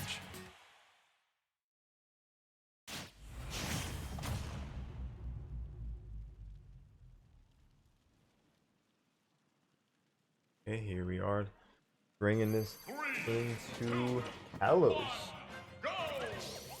I can see this. Yeah, I can. Well, this is actually E2P2's counterpick, but I can see this working really well for Vixel though, because they have more space to be able to charge their projectiles. So I'm wondering. Hollows is known stage to be very helpful for zoners, such as Robin. So interesting pick here. I assume they're just confident with the layout of the stage. Potentially E2 could opt to send the platforms and play patiently, as well as they now have a wall to work with to help with the recovery. However, Vixel in a very prominent first stock here, take it away from E2. Yeah, catching that jump right there with that arc fire, keeping that string going. But E2 fighting, trying to fight back here. That back throw on that platform, not gonna jump into that arc down there. Good patience. Gonna use the Diddy's wall cling to stay out of danger for those couple seconds. He definitely had that in mind when choosing the stage, apparently, as we can see. Yeah, I can see that being one of the advantages. Oh, try to go for that down air. Good patience to not immediately jump back up to the ledge there, because he would have gotten answered by a down air. On the arc fire, Nosferatu gonna earn some HP back. Or earn some percent back, excuse me. Jumping into that arc from the E2 knowing how to get around these projectiles with these approach options, monkey flip and jumping in, he's gonna get a small hit of Nair, but not dead just yet. But gonna catch the end of the air dodge anyway, or the jump, I should say. Good from E2P2. Now this stock's gonna be very important. How much percent can he get before he loses the stock? How long can he hold on here? Vixel's gonna opt for a lot of full hop aerials, which is just right there, just like that. Before air, he's gonna take the stock, catching the jump in very safely. Not a whole lot of commitment there, not for there, but exactly why Vixel uses it. And Vixel keeping the string going, but E2P2 is looking alive right now with this string. Missing that command grab. Or the roll forward into the projectile. Oh, we're gonna catch the lack of tech. E2P2 yep, keeping Vixel them on the side. Smash? Still a very commanding game from Vixel, and that's gonna be it.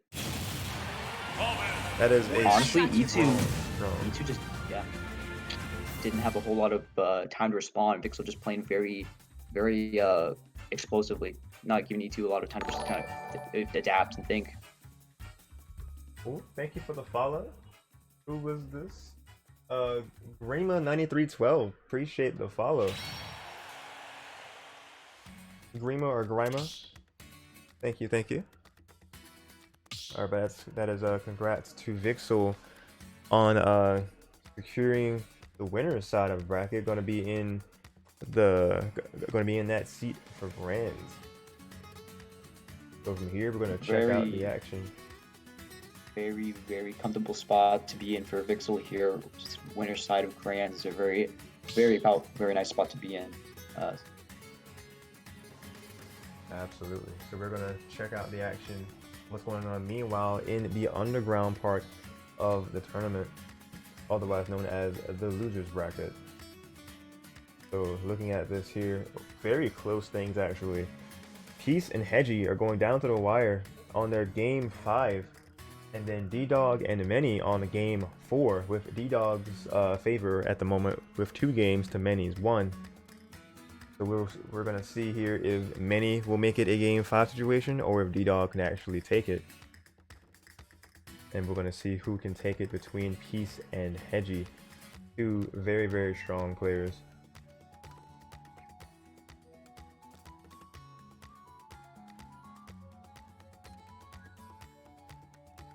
Let me see if I can look back at some other things in chat that I just kind of neglected to read earlier.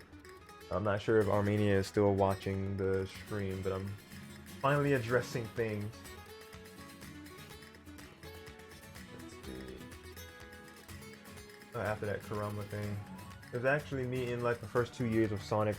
Taught me Fundies and afterwards moved over to Aegis and Diddy Kong. So Armenia used Sonic as the fundamental character and then got Aegis and Diddy in their kit. Almost 2 years. Almost 2 years. Those vids do take a lot of work. It's very respectable. We were talking about Izaw Smash. If like you're familiar with Izaw? Yeah, absolutely. Yeah, like those godlike art of videos are just so like high production and well made and just so well researched as well.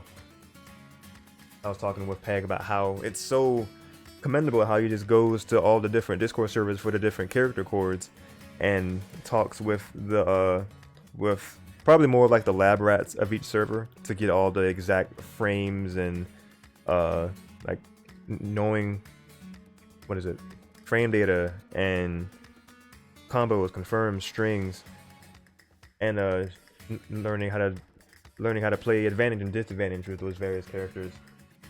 You get all of that from each representative of the character, and it just goes to show in each art of video, he really makes it be themed around the character too, because like how he'll have all the editing kind of cater to like the Star Fox things when he did Wolf, and it covers Pokemon things when he did art of like Lucario, Pikachu, one of the two. Yeah, I hugely respect Izaw's work.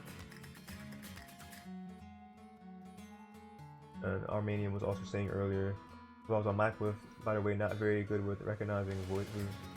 Got it for, oh, they were gonna identify Peg. They were saying, yeah, Izaw. Yeah, Izaw has put himself on a mission to help people of all skill levels, low to mid range, learn fundamentals of the game as well as character specifics. So his guys have been extremely helpful. Throughout hundreds of thousands of players throughout the Ultimate. So big respect to him. Even I watched some of his videos when I was starting out, just because he was the figurehead. You read about Izaw because you read about his guides, you knew about him. Yeah, exactly, Dave. And I'm glad you brought that up about the guide to the game, because they literally just made they made like a how to play Smash Ultimate from the ground up. Like they made a thing for like beginner and like intermediate and then like expert and then master, and then even made like a follow up after the master one to just kind of be like how to play Smash, or I think master might have been the final one that just kind of says, and now take all of what you've learned and see and just apply it and just keep getting the experience, and then you'll just learn more about your own play. Oh, but speaking, but well, we got ourselves the winner between Hedgy and Peace. Hedgy's gonna take that 3-2 victory. Looking like they used both Robin and Steve in that endeavor. Now we're just awaiting this result from D-Dog and Many. Still haven't seen the ending of the game 4 yet. Wondering if it's gonna be D-Dog's favor or Many's.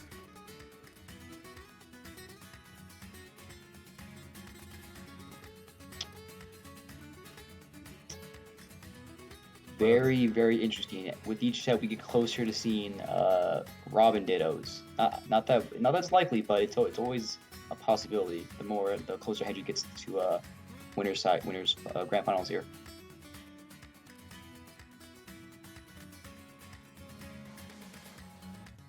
Yeah, that's what I was talking about. I'm like, it's possible that we could see Robin Ditto grand finals, and that would definitely be very interesting to see.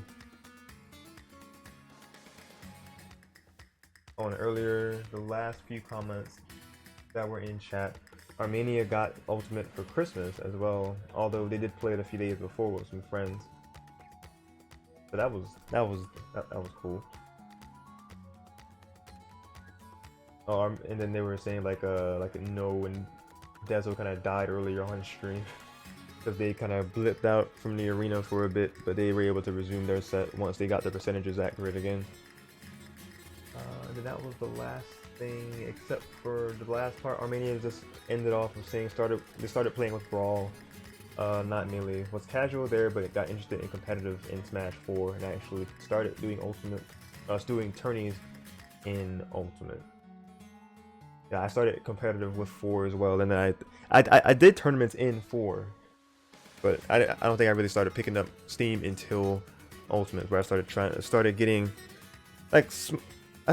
some small results, nothing major. Like I have yet to like win anything in person. I've won like an online amateur bracket. That was fun.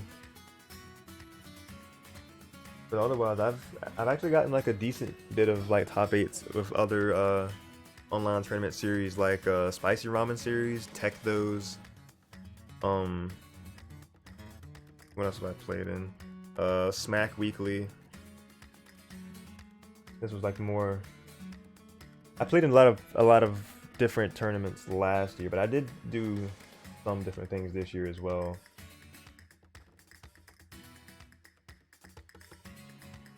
That's pretty cool to hear that, you got even if it's small, a little bit of back history with Smash. It's cool. I'm just out of curiosity. How's the set with D-Dog going? That's what that's the only set we're waiting on. Yeah, I'm not looking at the chat right now. I was actually gonna let's see. Definitely just checking that.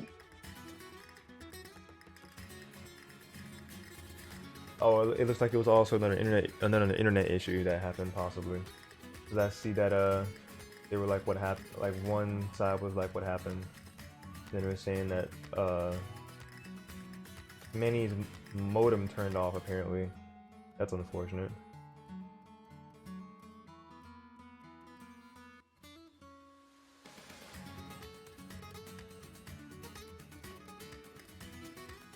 But it looks like they restarted the game at percents.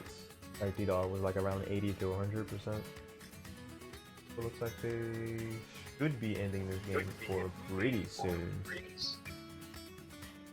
Okay, that's good to hear. We'll be moving along soon enough.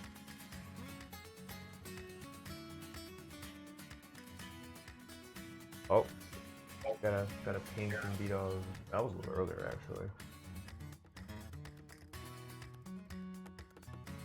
Is that still? Yep, that's what I was looking at actually.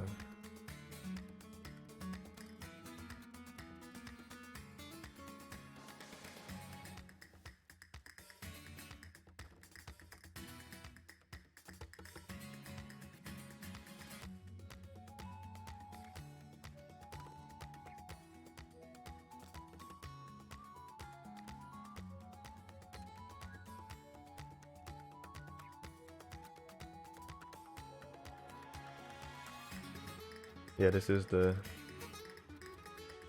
what we're waiting on here at the moment. So I sent a message to make sure everything is running okay.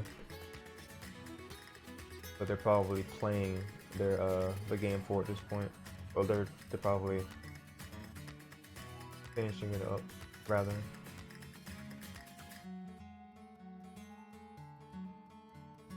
Oh, there we go. Okay, now I see the GGs roll out. It looks like D-Dog gonna win it 3-1.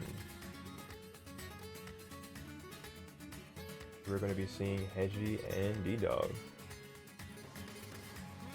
So I'm wondering if Hedgy is going to go with the Robin pick, or if they feel like they should go against someone else versus Steve.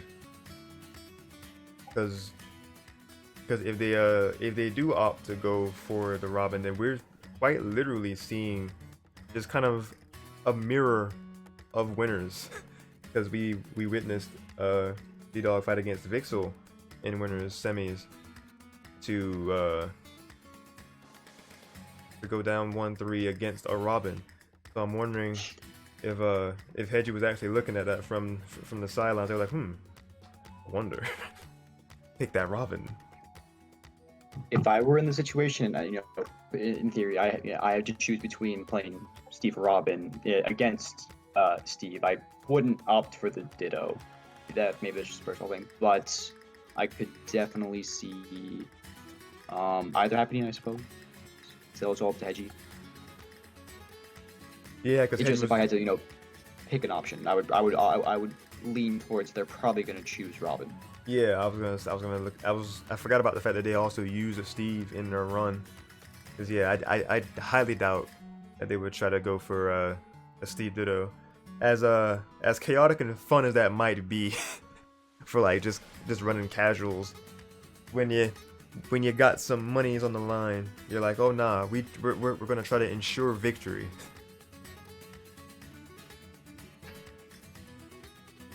Yeah, if the best pick is Robin, which I feel like it is for Hedgy, then I can see that.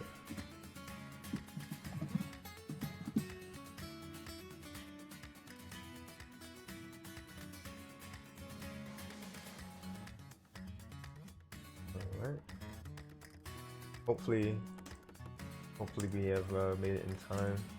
I have an arena up for stream.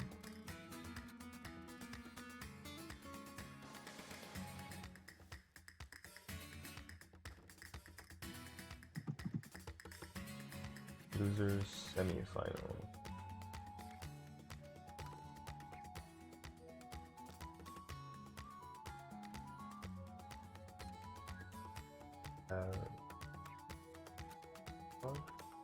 Versus Hedgy.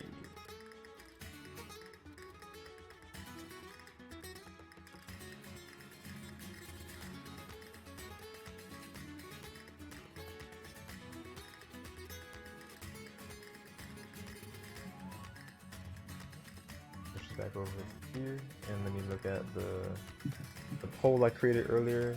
There were no votes either way, but it was in fact Vixel who won that previous set of winners final. A new prediction, a new poll shall be made. Who will win losers semi-final?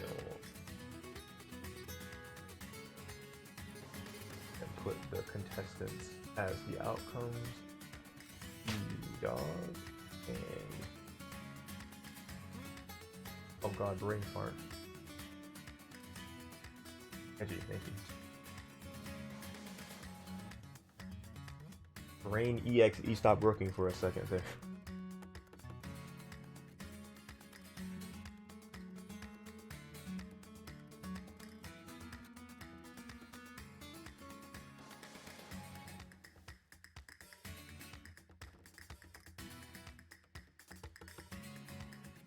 I like how Hedgy's tag is Hatsune.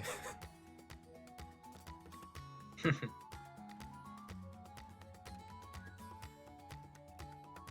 have a fellow anime enthusiast in the arena.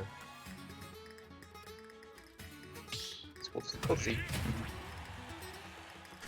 Cool to see indeed. And also we're seeing it like we were calling it out with Robin being the pick for Hedgy. D-Dog here having a gauntlet of Robin players to get through if he wants to make the grands, win the tournament. Exactly.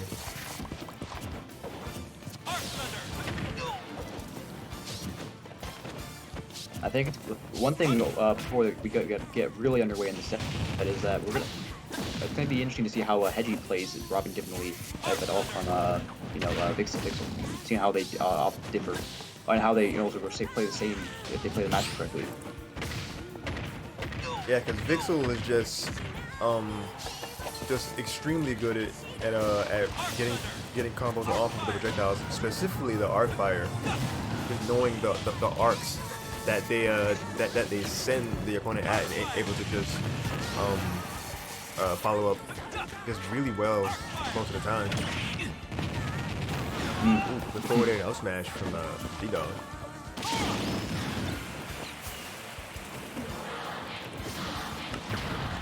Just kind of a very steady game so far, nothing too crazy. Both players are hypersense. They want to place, they're most likely going to opt to play safe. Poking a little bit with Elwind, which is interesting. Ooh, rolling into that down air. Unfortunate for Hedgy in that moment. Back throw, not just yet. Good DI from D-Dog to stay alive. With that back air being able to come out and take that stock. Even from center stage, that's enough percent to kill Steve, a light character, that back air. Indeed. Just when you take it backstage, it's barely that elephant recovery. But he's going to lose his stock to that down air. The in place anvil. And cover a lot of options that be really potent. So. Missing the grab, D-Dog spot dodging just in time to get the response. Oh, it's gonna be the stock! Would it really kill? 60% off the ledge. I just not sure to take it. I looked away and missed what happened. Hedgy got a little greedy trying to arc fire to his advantage, and D-Dog capitalized with the stock at 60. Oh, great job from them. Alright, so seeing that, good trade there. At this percent, trades are scary, but if they work in D-Dog's favor, if he gets the layup, then they're going to work in his favor. Oh my god. All those parries, what? Insane parry. He only had to parry once, but it was still a good parry. Oh, the air dodge, no. They're not going to be able to recover from there. God, you really hate to see the air dodges. It was likely either a misinput there, or they wanted to air dodge sooner to make the ledge. But regardless, it's going to be an unfortunate way to lose the stock there. Game 1 goes to D-Dog. Alright, solid win. Start off this set.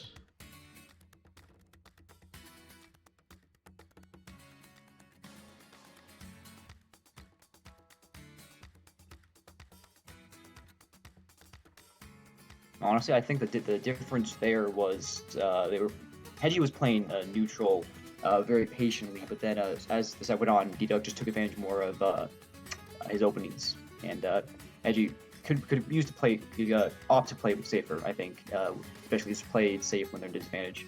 That was the big difference maker there. Otherwise, I think Hedgy did a fine job of just knowing the range of their arc fire, poking safely, and whatnot.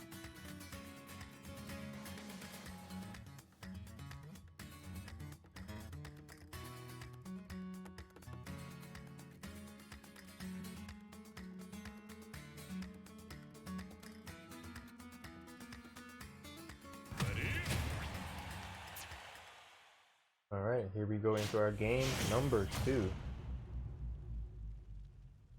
Alright, picking 2 the character picks. Bringing us to Final Destination. This is going to be Hedgy's pick. Looks like the let Cloud Destination open, and so it's gonna. One thing we're gonna see is D-Dog doesn't necessarily use platforms a whole lot, other than maybe extensions for combos. Other than that, D-Dog is gonna be sitting pretty fine. I do think, regardless, now that he's on the ground, for sure, it's gonna be making it a lot harder to jump around these projectiles that hit at ground level. So D-Dog, now that he has no platforms whatsoever, he's gonna have to play very careful. What I've seen here, D-Dog is really good at just getting things going with these blocks, because having Hedgy just kind of bounce back and forth there for a minute to racking up that damage. Trying to block away. Yeah, using those blocks for multi-purpose, using them as place to stand and avoid hits, but also keeping your opponent where you want them. Oh my god, the ladder combo coming from D-Dog. The down air. The forward air into the down air, my god, 92%. 90% from that one interaction. Most of that was a true combo as far as the down air. But regardless, good projectile response back from Hedgy. Yep, the Thoron is gonna take the stock.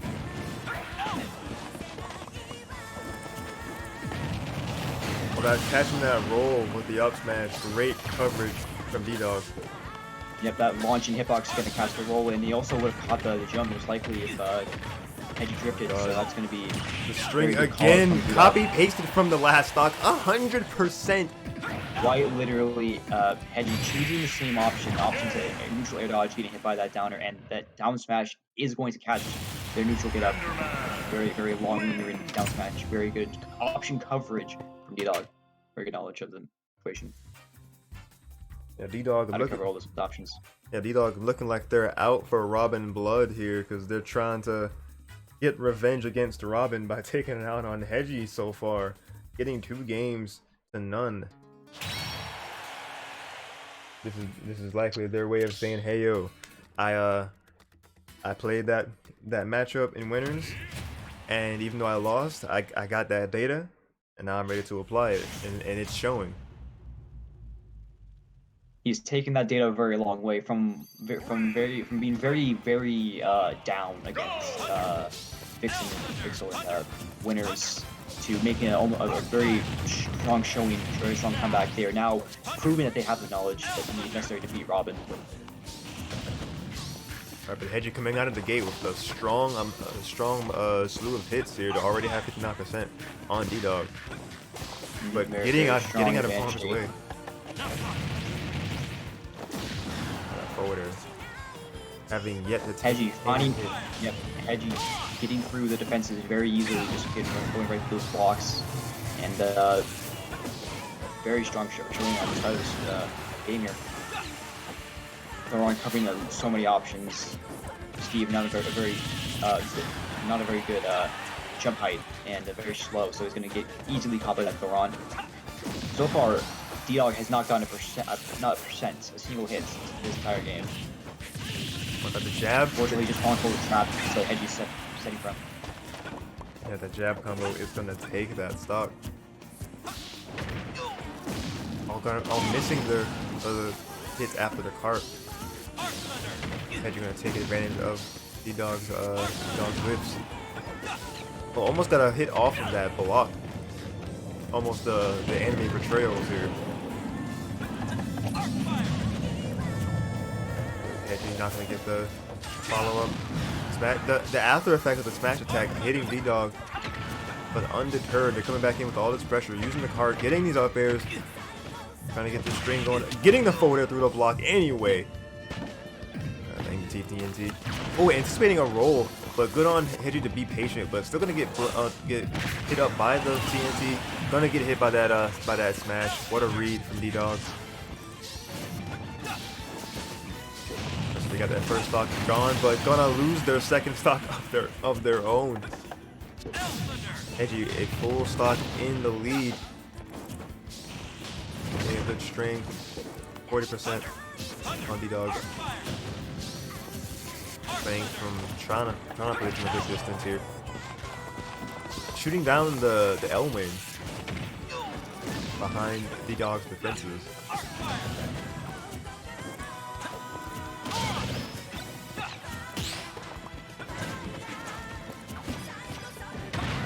Down throw. Not going to get the follow off that down throw.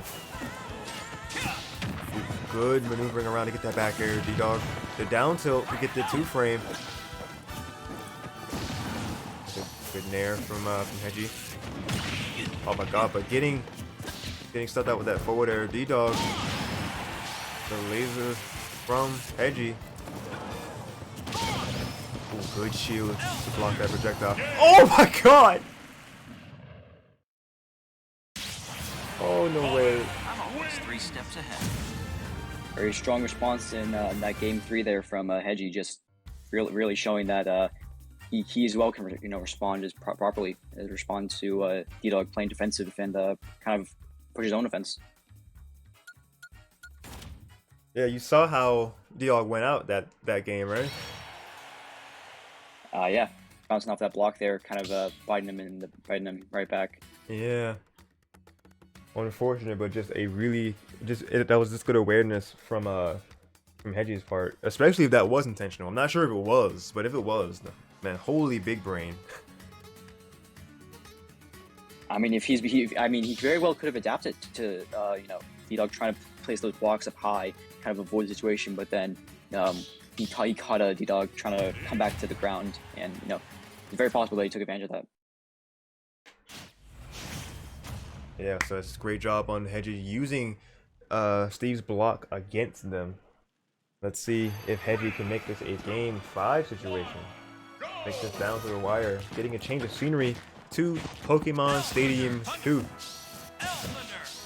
Yeah, very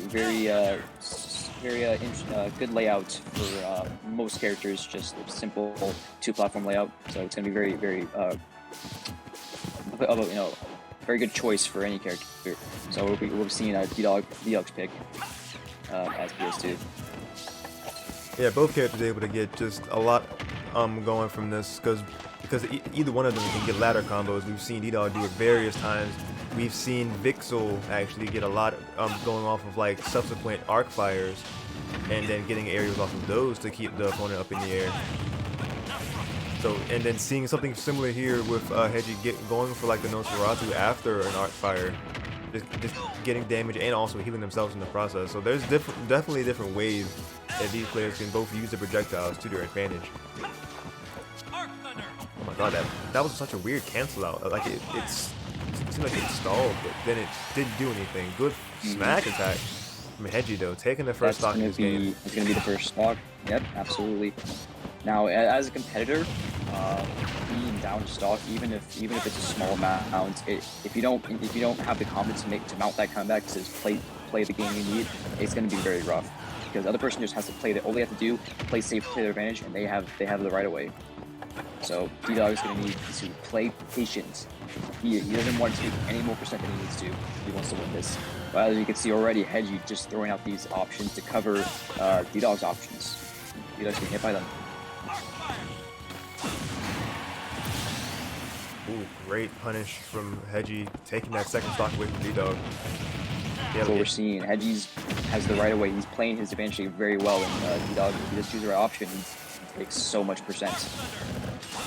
A good roll in, which would have probably been sure death or shield break in that moment. D-Dog was able to get out of that stage situation. Hedgy not wasting a moment's notice. I wonder if he was aware that Hedgy was going to choose S-Smash specifically to kill at that percent. I don't know if it was a percent awarenage from D-Dog, but regardless, getting the roll in to survive and take the stock. In a little bit of chip damage, a little bit of percent already on this stock here. And even more, he's going to continue to rack up percent and try to close this gap as best he can. Yeah, D-Dog doing a very good job of just getting another string on Hedgy in the middle of the stage, getting the percent really even. I'm curious to see, now that Hedgy still had the lead, I should say. Now, the only thing standing between these two is a somewhat big percent deficit in D-Dog's part. Oh yeah. Anything is possible at this stage. Oh! Anything is possible, and what we saw was a JV2. The key to victory lies within. Which includes Hedgy taking game 4 and making this a game 5 set. Amazing.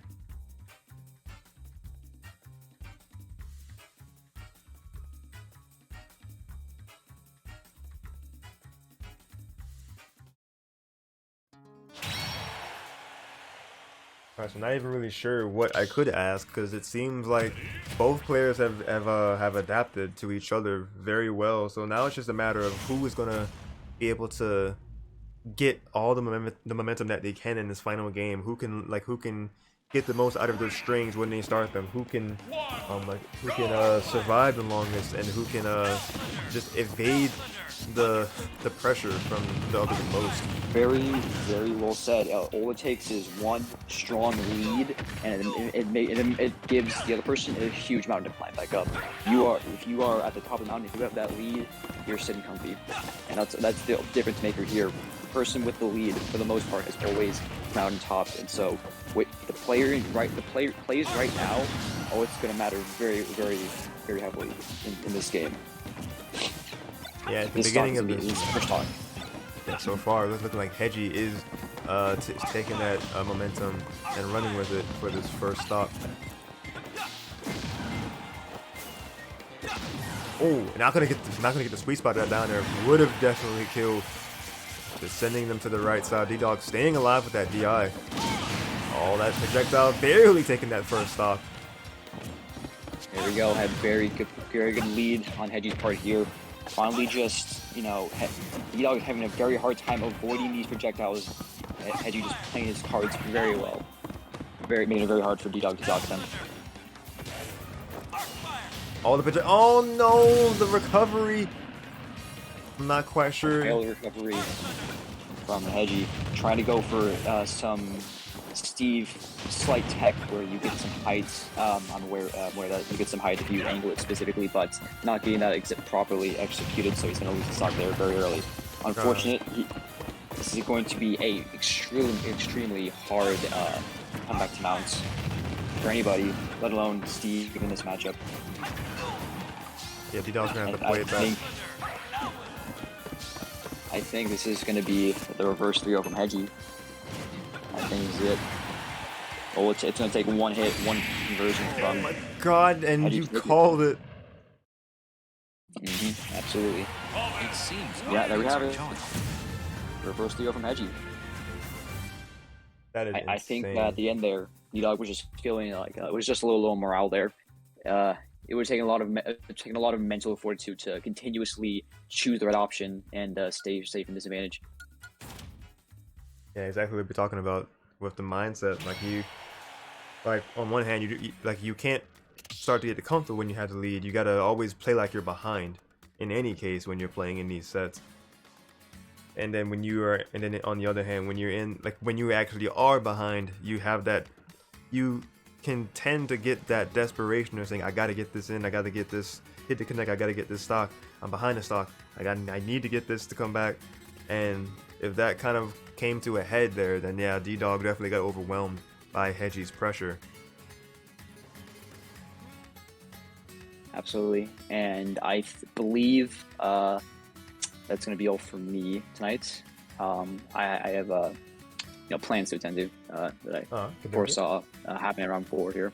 But regardless, hopefully you can just finish out these last few sets here, and hopefully Grand Finals is good. Oh yeah, I have definitely helped. Well, I've definitely carried the hype by myself with these tournaments before, so this is no foreign territory for me. Sounds good. Thanks for having me. It was really fun.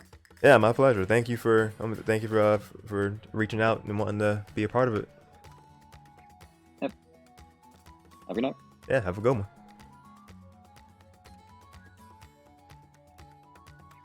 And then there was one. I am now your solo commentator, baby. Let's get it. We're in losers final. So we're gonna have E2P2 versus Hedgy. A part of me was kind of joking when I was like, yo, I wonder if Vixel and Hedgy will be grand final, but it is one step closer to being reality.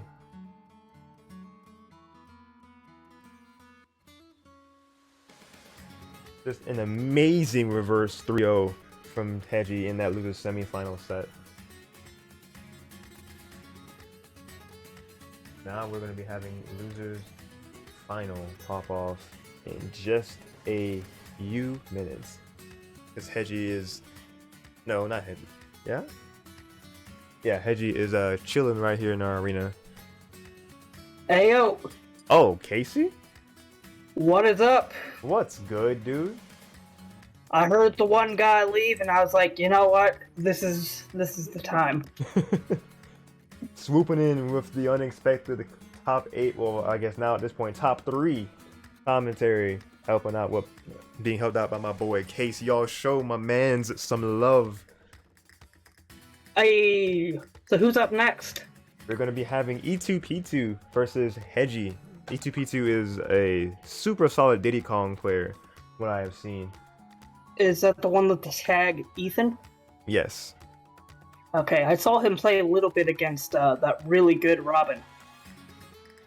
Vixel. Yeah, that was our winners final. Hasn't Vixel taken some of your tournaments before? Yeah, Vixel's won at least once or twice. So that's why this is very In fact, exciting. I'm pretty sure Vixel just won not very long ago. Yeah, Didn't they take one of the more recent tournaments? Yeah, I'm pretty sure Vixel literally just won number 23, if I'm not mistaken. No, it had to be 22, because L&L won the last one. But if we go to number 22... well, I'm also talking your monthlies as well, not just the annuals. Yeah, that's what I was talking about, the monthlies. The annuals only happen once a year. I still base the seeding on Yoshean monthly. Okay. So it's basically just Yoshean monthly, but this one, are you still hosting monthly Yeah, I'm still for doing December? Yeah, I'm still doing monthly Okay. for December. That one will probably be the more than likely 29th and 30th of the month, most likely. Okay. Because I feel like people would be too busy on that week of to do it on the 22nd and 23rd, especially with that Saturday being Christmas. Yeah, that's a good idea. Okay, number 22 was actually Show, who won. A very good min player. So I'm thinking Vixel won 21. Well, Vixel won doubles in number 22 back in October. Oh, wow. But I'm sure that they've won by themselves as well. Oh, I am being requested. Hold on, let me actually do things. Edit. Wait, Vixel is an absolute mad lad. Oh, absolutely.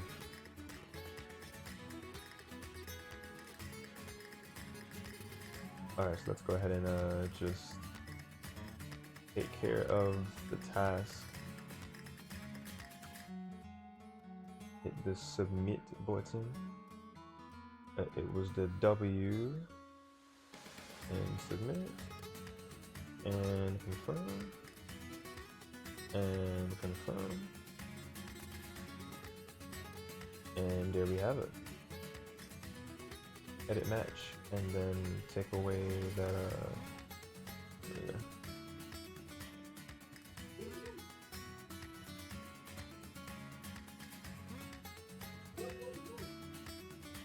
Got a doggo in the background? It's not mine, it's somebody's dog outside. Just someone's dog making their cameo. Indeed, he wanted to be on your Yoshean Annual, number 3. Yes. Got his time to shine.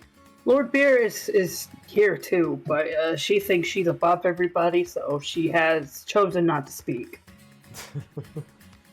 That's very on brand for Beerus then. So, yes, it is. It's also on brand for every cat ever. Yeah, cats are just evil. They all think that. They all think that they're the king. There's no such thing as a pet cat. Only a cat with pet humans. Oh yeah, the pet humans. That's what we are to them. Indeed.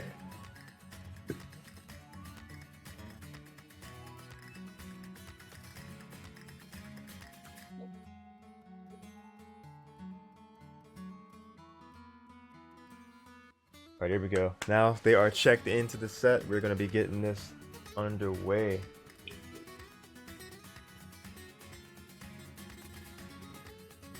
Because Hedgy is already here. Now we're waiting for E2P2 to join this arena.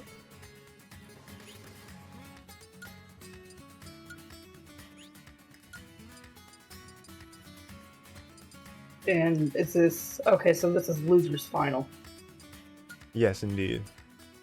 So losers final and winners finals already over, correct? It would have to be, of course it is. So grand finals next. Yeah, We grand only got finals is to next. possibly 3 sets left. Yes, yes.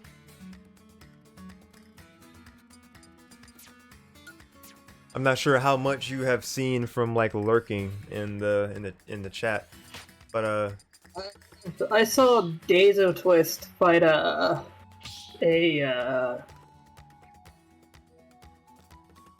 that character that MKLeu uses now, Byleth. yeah. I saw that fight, and then that's about all I've seen. And I saw a little bit of Ethan on stream earlier.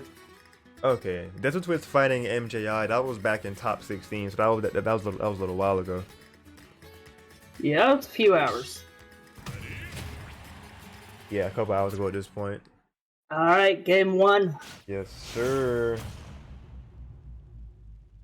How do you feel about the matchup? I feel like if Hedgy can keep that pressure that we've seen so far, then I think it can be a little bit in their favor. Yeah, that's a lot of lag in the beginning. Yeah, E2 P2 is like, yeah, nah, we're gonna start this over. Do not blame them after that. We're gonna refresh that real fast. It seems our fates are joined. I mean, well, I said that about Hedgy and them being able to have that pressure in the beginning, but looking at what E2 P2 has done, their combo game is mad strong as well. So honestly, it's just a matter of who can get that stray hit and really go the extra mile with it. Yeah, I feel like if the Diddy Kong is really good, I feel like Diddy Kong could probably have a fairly strong advantage in this matchup, especially if they're good at dodging projectiles and staying up close. Yeah, I've seen E2 do a lot with being able to B reverse their banana and make good use of the banana as well, like getting a lot of trips against was that Vixel earlier that we saw them fight? Yeah, like back in Winners Final, E2P2 did really well against Vixel. Like when he had advantage, they were to get like a lot of really strong combos off, especially like getting like pop-ups with Nair and continuing strings off that way, and getting a lot of back airs, finding their way in a lot with the banana, because they were able to just constantly trip up Vixel using it. But Vixel was eventually able to adapt and able to send E2P2 into losers. But I'm wondering how E2P2 will do with because it is also their second like their second shot of going against Robin. It's kind of funny how this actually worked out between between both like D-Dog and E2P2 having to fight Robin like a second time in the underground. Yeah, Robin. I see. I think if memory recalls, I think I've seen quite a handful of Robins enter your tournament. Not all of them I can remember the names of, but I feel like that is a character I've seen relatively frequently on your streams. Yeah, the two most prominent ones More so than a lot of other places. Yeah, the most prominent ones that I have seen have been Robin and have been Vixel and Hedgy. Okay, looks like we're doing a lag test. Okay.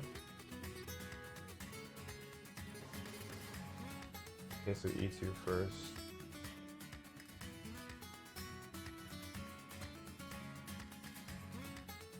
Well, I'm gonna be honest with you, it looked to me like that was just a lag spike in that game, because as soon as he started SDing, once that lag just dipped.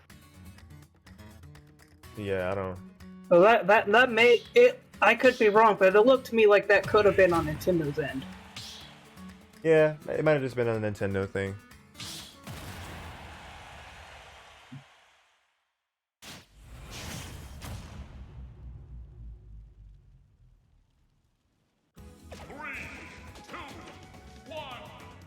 Alright, so just doing oh, okay, so yeah, this feels perfectly fine to me.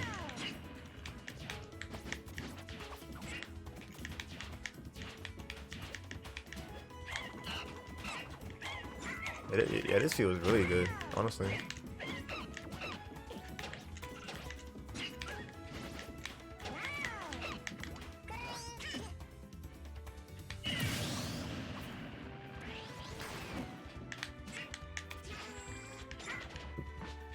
Yeah, I think this is fine.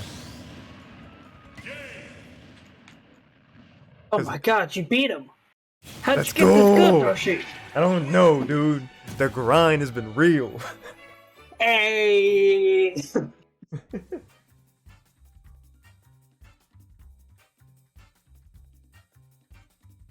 Oh, and Vixel actually came in the chat for just that bit because I probably I didn't see at that moment of the mod request in Smash UG. They were just saying check Hedgy versus D-Dog. D-Dog didn't check the result, or they just didn't do the task. All right, so E2P2 feels fine as far as the connection is concerned. So now we're gonna check out Hedgy's connection. Hedgy actually said that they have their connection speeds of 20 down and 10 up, which is really good, super good in for my standards. You know, country lives and all that. I don't get the best speeds.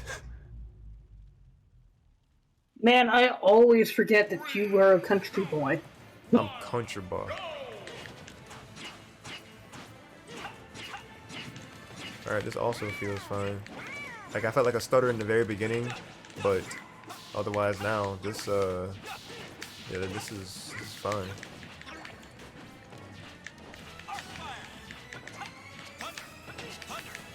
Just let about 5 more seconds go till 6 minutes 30 seconds.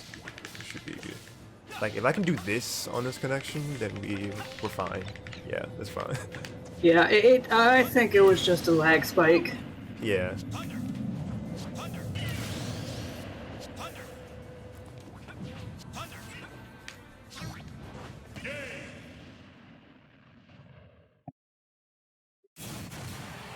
It seems our fates are joined.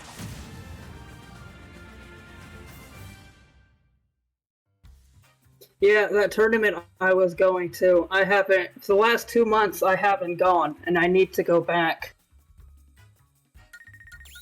Oh, like an in-person tournament? Yeah, that really casual one. That was for fun. Well, they're all for fun. Those people were pretty chill. Oh yeah. Oh, It's been 2 months though. Yeah. They might beat me up now. Oh, you're talking about the thing that you said you started going to, and that you for a bit became like the king of the players there, because you were. Yeah. Yes, I did. Them.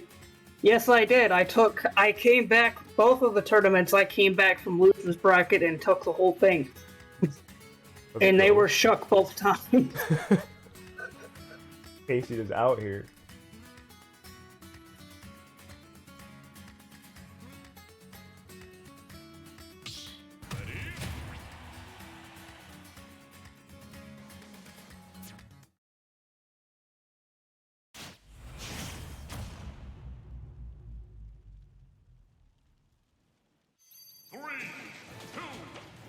So the mod request is cleared, and now we're getting into the action. I think. What? Ethan, this isn't a lot. Ethan, what are you doing?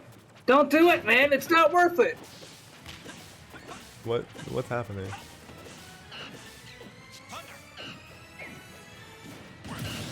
Are they doing an extra lag test of their own? Yeah, they're doing their own lag test. I thought that Hedgy was Did asking. they not believe you? Well, no, they're just testing it between between themselves. I mean, it's customary. Yeah, some connections don't get along. Yeah, it's customary. That's true. It seems our Because I thought Hedgy was asking that if we did a full 30 seconds of the lag test with me and E2P2, but that was just Hedgy's way of asking E2P2, hey yo, let's do a lag test real fast. That's what that was about. So now we're getting into the action now after that. I was so confused when E2P2 just started throwing themselves off the ledge.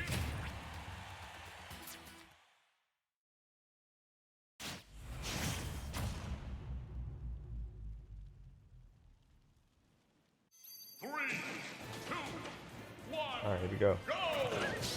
The true beginning of this losers final. Took us a bit to get here. What's it already been 10 minutes, 11 minutes into this? Something like that, but you know, we gotta make sure that lag doesn't ruin the gameplay. Yeah, I gotta make sure that the connection is fair, that the conditions are fair for both players, because there is money involved with this. So speaking of which, whoever wins this set is gonna fight against Vixel, who is patiently awaiting on the mountaintop of the winner side in grand finals. Oh my god, a down throw into the up air, such a good string from And the loser of this set has a guaranteed third place. Yes, a guaranteed $5. Whoever loses the set. So even if they do lose, they get money. Great parry from Hedgy in that forward smash. Yeah, he parried both of them. I think he parried the first one and blocked the second part of it. Oh, did he? I didn't see that. Yeah. Oh, banana. He got tripped by that banana. Tripped into an up smash. That's what I was talking about earlier, that he was able to do those semi-consistently against the Vixel. So wondering if he's going to be able to if he can do it against Vixel that consistent. And I've seen Vixel play. This guy's no joke. Yeah, Vixel is a monster, and Hedgy is like right there on that level. And then to get to this point, E2P2 is right up there with them. So yeah, like there's just no slouch at like there's no low level of competition here at this point. Oh, good forward tilt. Edge guard. Oh, that was good. Had that arc fire there to stop them from getting an edge guard there. Edgy able to get back on the ledge safely. Alright. The battle projectile tripping over the banana twice, and then the E2 not gonna lose that moment to get that extra damage in. Alright, that down throw into up air, mimicking what Hedgy did to them just a stock prior. So for E2P2 is holding a fairly solid lead and a great combo game. Yeah, E2P2 coming out of this, air dodging around that arc fire. It seems to me like Hedgy's having a very hard time using Robin's projectiles just because E2P2 is right up on them. Yeah, keeping that distance close. With the combos, very proficient at dodging a lot of what Hedgy is throwing. Yeah, that was very close against that ledge just now, but Hedgy able to get back in it, making the percent more or less even already on that. Using the banana it's against them. It's completely even game. Can go anywhere, any minute, at any time. Alright, good forward air. Alright, charging up the projectile. Not gonna get it to connect. Catching him on the jump, the forward air, but not dead yet. Great DI from E2P2. Oh, the heartbreaker recovery. Man, that was not unexpected. It really did seem like E2P2. E2P2 held the advantage for most of that set, and at the end, Hedgy just adapted and it fell apart. Yeah, Edge guards can be brutal.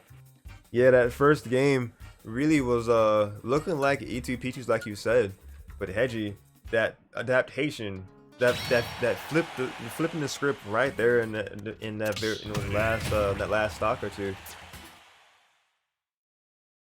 So this is looking like game 2.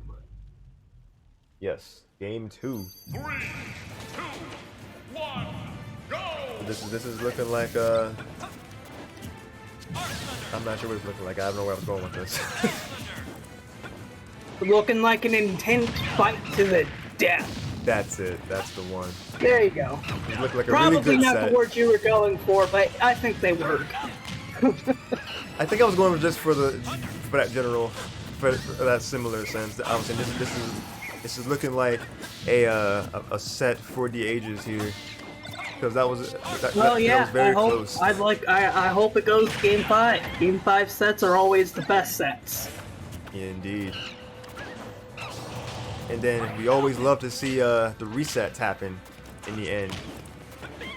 So whoever, Oh yeah. so I'm all whoever, for a bracket reset after this. yes, whoever climbs the mountain from losers to get in back up into winner's side, we'll see if they have it in them to get that reset. Oh, not gonna go for up air actually. That probably would have killed instead of going for the down air. E2 P2, possibly dropping that. But going for the side B, keeping Hedgy off to the side. Hedgy was like playing a long range game that they were throwing a projectile from the air before they got back to the stage early on that left side. Good to shoot and roll away from that up smash. Catching that air dodge perfectly. Like the moment E2 went for it, Hedgy was like, "Yeah, I got you," with that aerial and just taking that first stock. All right, gonna get that good trade. That Nair would have likely gotten something else. Good grab after the up smash. He caught that up smash. He wasn't falling for that. That banana bounced right off, and he was ready for it. Indeed. He ain't falling for them tricks, boy. Oh. Yeah, but that down throw to up Oh, air. I didn't think that killed. That doesn't even look like it killed for a minute. I thought they were gonna come back down on the screen. Yeah, it was very strange that didn't do any red sparks, because like. Yeah, no, I didn't see any red sparks at all. I wonder if they could have DI'd out of that one. I don't think so. I mean, they were already at like 110, 120 something. So like, I thought the red sparks would have definitely came out for that. Maybe it was just a visual. Oh! Ooh, Hedgy with that laser snipe right in the face. Right in the face. That because that's increased knockback, I believe, when Diddy's in that in their up B. I do believe that was that might have been Peg who mentioned that earlier. But if it was Topaz, I apologize. Not gonna get that command grab after the arc fire. E2P2 better do something. Hedgy's holding a very strong lead right now. Yes, indeed. They're doing a very good job in preventing them from getting up close and doing a lot of their combos. They're reading their combos. They're calling them. E2P2 has to come up with some kind of adaptation plan very quickly. Yeah, very much so. Okay, back throw from Hedgy. Using the banana against them. Oh, anticipating a roll-in. But good on E2 to stay in their position. Going low. Oh my lord. Up air from below the stage. You would have thought they would have went for like a forward air. But that Arc Thunder staying alive, actually. Great DI from E2P2. Oh, the parry, but gonna get E2P2 is gonna have to work. Sweat. Lots of sweat to bring this back. A lot of it. Oh. Ow. But just gonna get sniped from the other side of the stage. Hedgy throwing it out there. The key to victory lies within. 2-0. What do you think E2P2 is gonna have to do to bring this back? Well, what they literally have to do is a reverse 3-0. But breaking it down, what they have to do is not but Man, just straight to the point. You took my question a little too literally, my friend. No, I'm breaking it down. that. I'm breaking it down.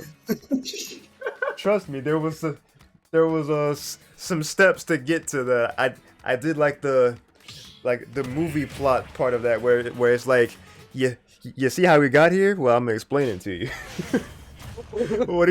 what E2P2 definitely has to do is to not be as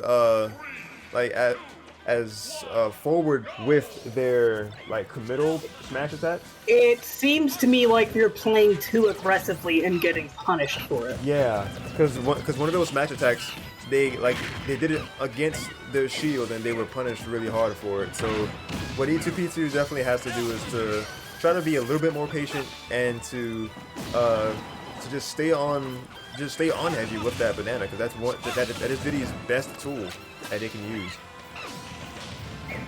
Besides their just amazing combo game.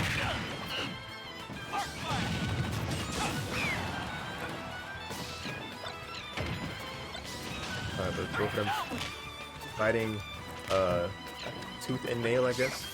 Tooth and paw. Well, no. Yeah, tooth and nail. Primates have hands. Like regular human hands.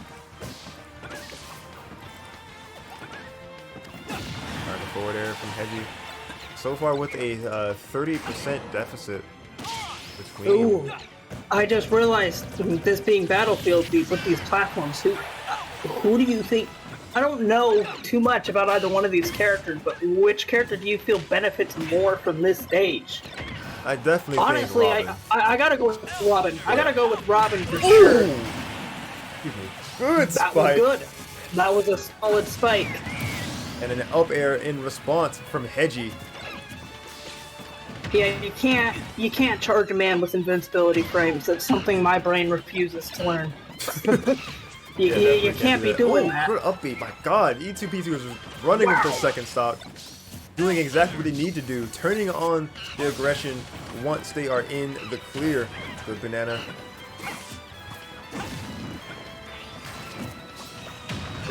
Because what they were doing but getting punished in that previous game was that they were going for aggressive options and getting punished for it. But now they are reversing the situation and punishing now Hedgy they seem instead. to be. Now they're playing, about. They're matching Hedgy style. Yeah.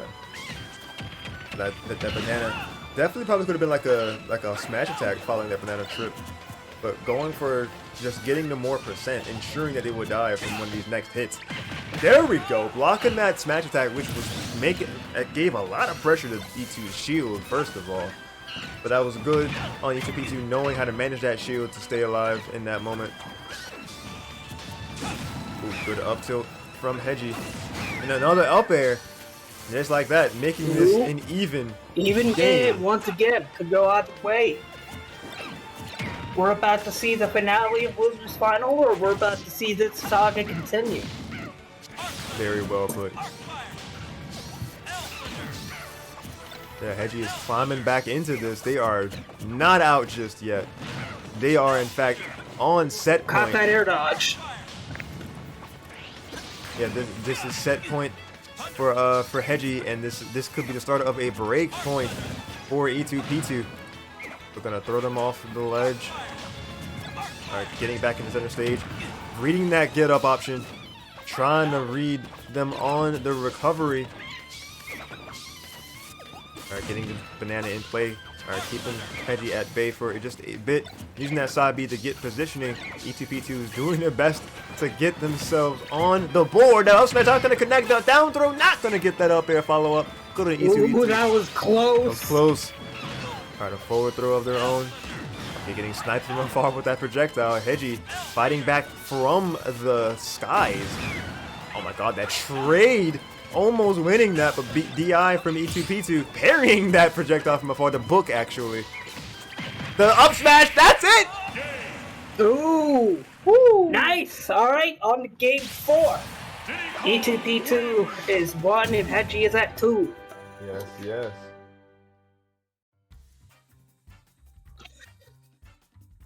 Woo.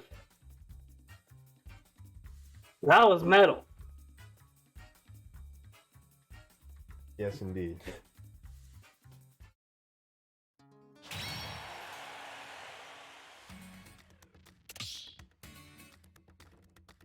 Alright, so game 4 is about to be upon us. Seeing this beginning of a comeback from E2P2, what do you think that he needs to continue to do in order to make this a game 5 situation? Well, I mean, he's got to be when he decides to play. Obviously, when he decides to play aggressively, he's got to be very cautious that he doesn't get punished for playing too aggressively. But it seems to me like his strat, he just kind of he played a lot more patiently in that third game, and that seems to me like that's what got him the win. I agree So with that. I'd say patience is probably a pretty good starting point for continuing to adapt to Hedgy. That sounds right. So we'll see if this adaptation continues into this game 4. And we're on Smashville. I think this is the first time I've seen them choose, like, anybody choose Smashville, like the whole stream, honestly. I'm surprised. I thought this was like one of the most popular competitive stages ever. But Pokemon Stadium 2 I thought kind this of took stage was that. good for. I thought this was like good for almost everybody. It is. But I guess people got, I mean, people more than likely got burnt out from Smash 4 because this was the stage to start on in Smash 4, and then Pokemon Stadium 2 took that honor in Ultimate. I am not a fan of Pokemon Stadium 2, and I never have been. That's probably, besides the Yoshi's, that Yoshi map, Yoshi story, yeah. Whatever that one was called, that one's probably my least favorite. It just doesn't do anything for me.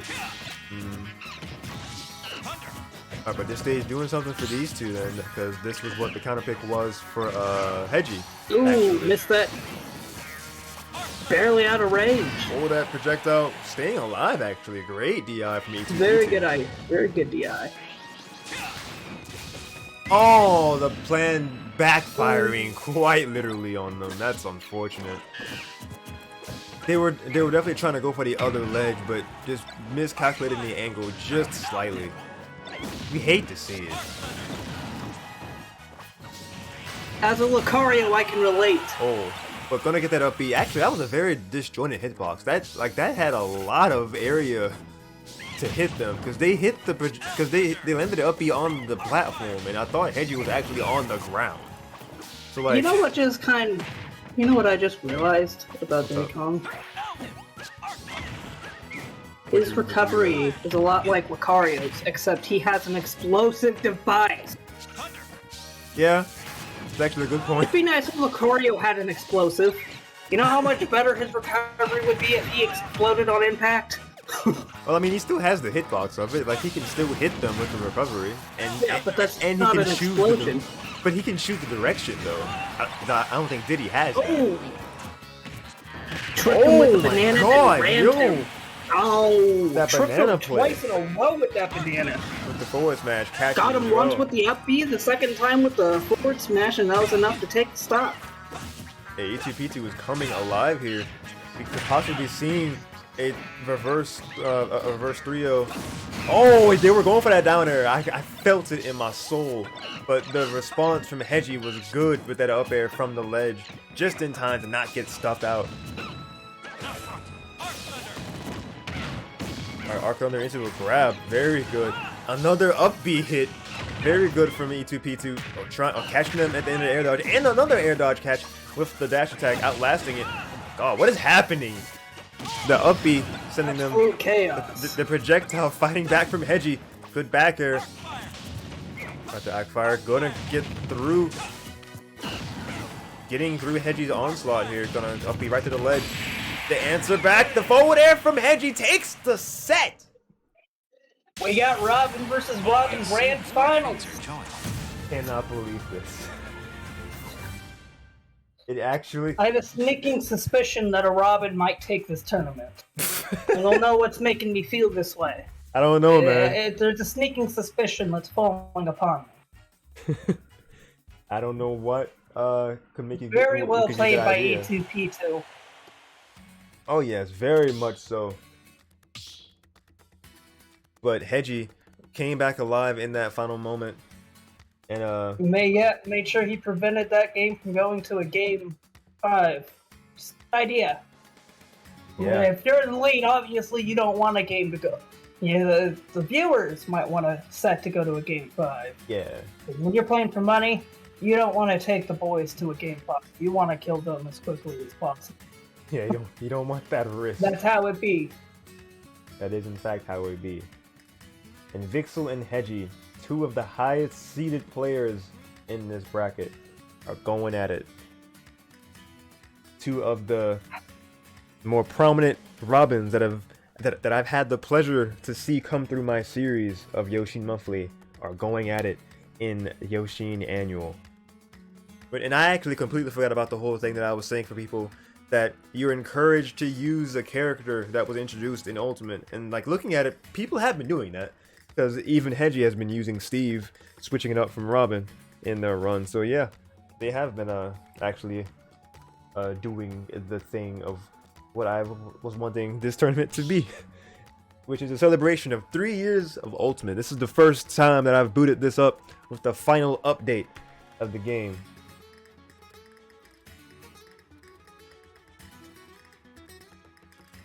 so upset that they didn't give Lucario an AK-47. I really wanted Lucario. Well, I think it really worked well with this kid. It's a very slim chance of that anyway. Man, but I wanted it. Oh my god.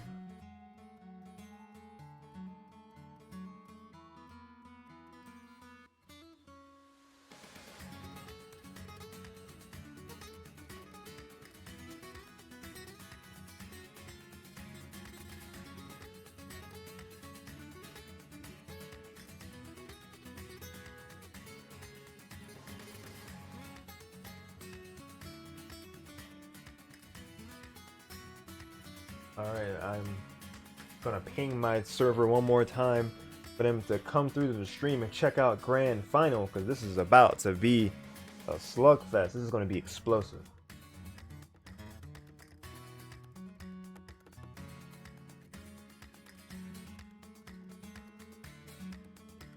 Twitch.tv/Yoshean96.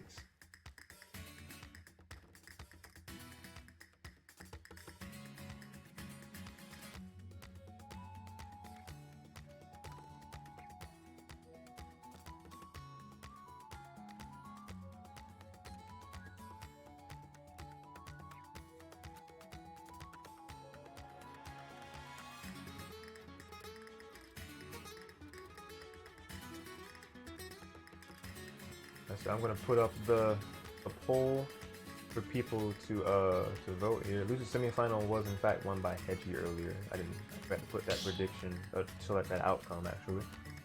Now we're gonna hit the managed prediction. We're gonna start this. Who do you think will win Grand Final? We have Vixel and Hedgy.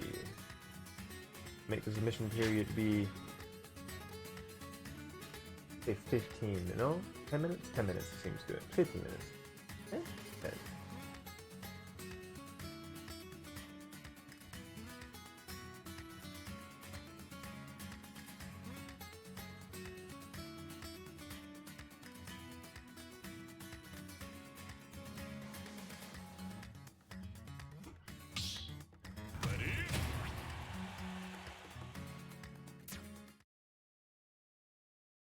All right, here we go.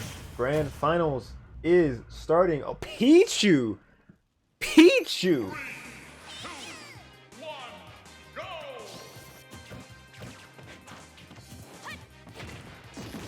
Does Hedgy have a Pichu? I guess we're about to find out.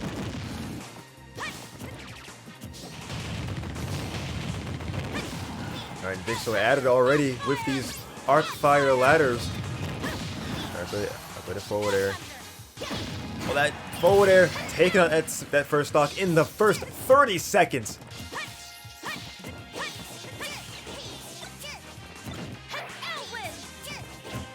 A little bit slow on the draw and catching the ending of that L-win.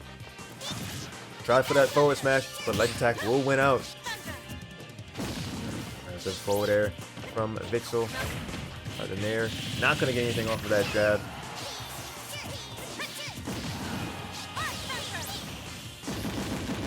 I'm thinking that Hedgy just didn't want to go for the Ditto, which understandable. I'm wondering if they should have went one of the other hitters that we've seen, like either DK or Steve in this situation. Oh, the drag down back air, very nice from Hedgy. Ooh, good spot dodge, but gonna hit by the end of the I can't think of what you call it. The aftermath, after effect. Alright, up tilt into up airs, into forward air. Getting those Pichu strings. Alright, back air. I was expecting a thunder there. But that's just gonna be a thunderous forward air from Vixel. Alright, dodging to the ledge. Hedgy. Gotta be very careful how to do this. The thunder from below. Gonna get them from the ledge. And you have to be careful about how they go about approaching. Because Pichu being a very light character, they could It could die to something very soon. Like another up air. That is one of the things that could do it.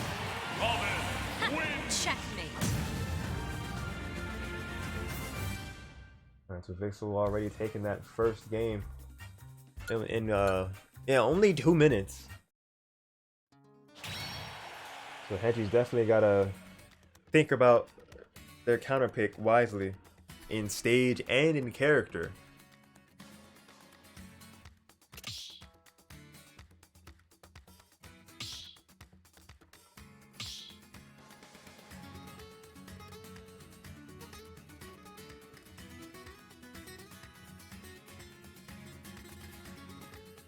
Okay, Casey probably did say that he was gonna be on mute. I'm gonna step away, but I probably missed it.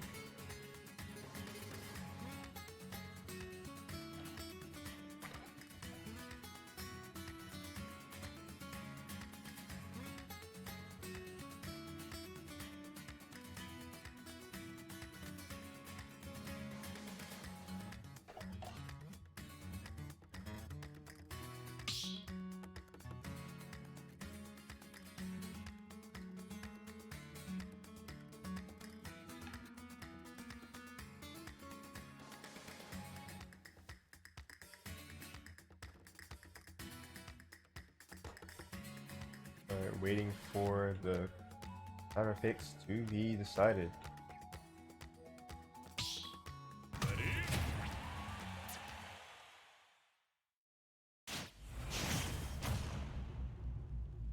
Okay, I talked the Steve into existence. Here we go. 3, 2, 1, go! Pokemon Stadium 2 is the stage of choice. Alright, this is Hedgy's counter pick in terms of the stage, and opting to go for the Steve, which I think is probably going to be the smarter pick against Vixel. But Vixel has shown that they know this matchup quite well, since they were able to send D-Dog into losers in the first place. Alright, being caught in the cart.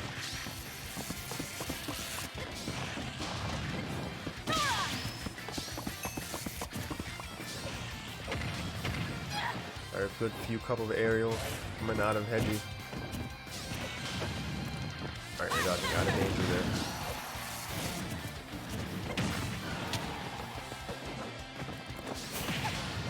Alright, good up B. It's gonna get footstool right afterwards.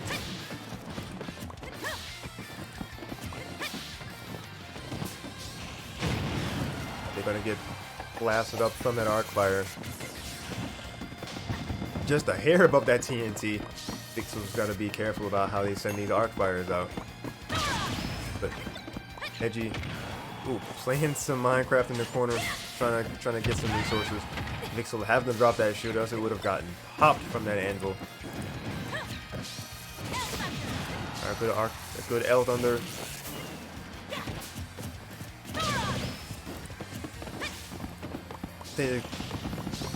Topaz called that Thoron or something earlier, like a fully charged, I want to say neutral beam when it comes to beam, but gonna pop them up into that back air. Very strong from Vixel to take this first stock away from Hedgy.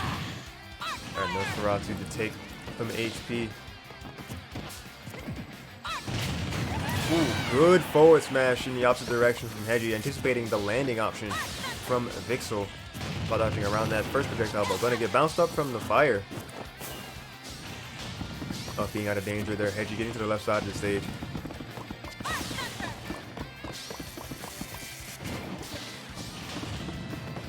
Hedgy building up a wall, farming up some resources, and using that as a blockade to get themselves in a better situation. Alright, getting hit by the long range beam once again. Forward air beating out the cart and gonna power through to be an aerial. Alright, Hedgy getting the very strong aerial combos for a second.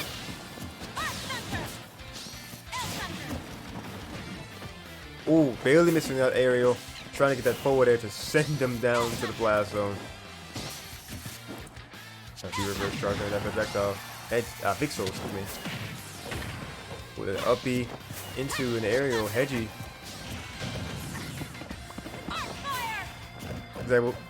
What makes this matchup interesting is that Hedgy, they know the Robin matchup because they play Robin as well.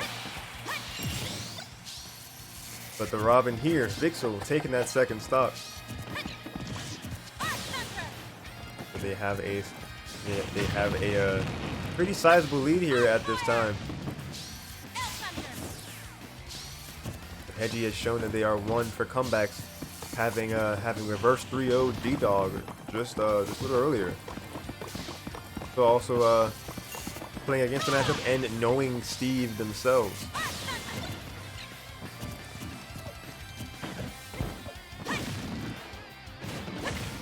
That was good timing of releasing that shield from Vixel's part.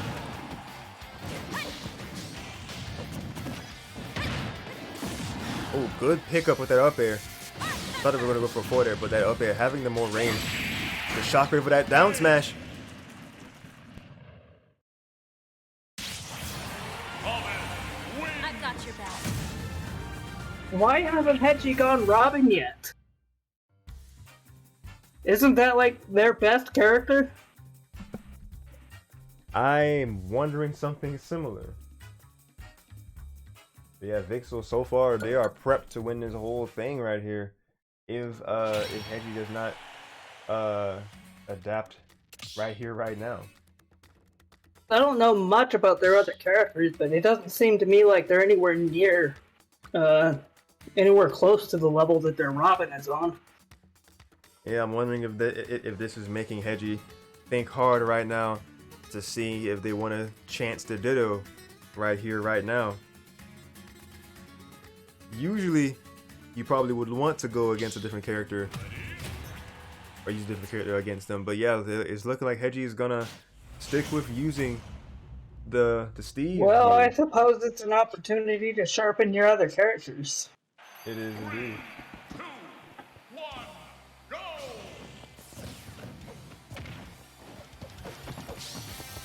But yeah, back to Pokemon Stadium 2 for this game 3.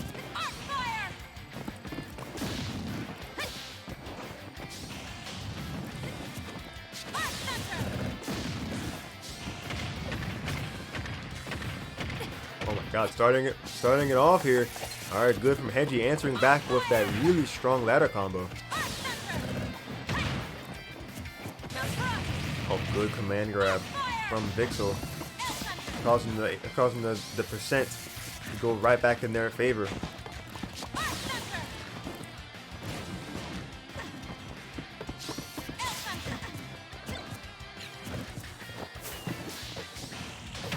Alright, both of them going, just going at it here.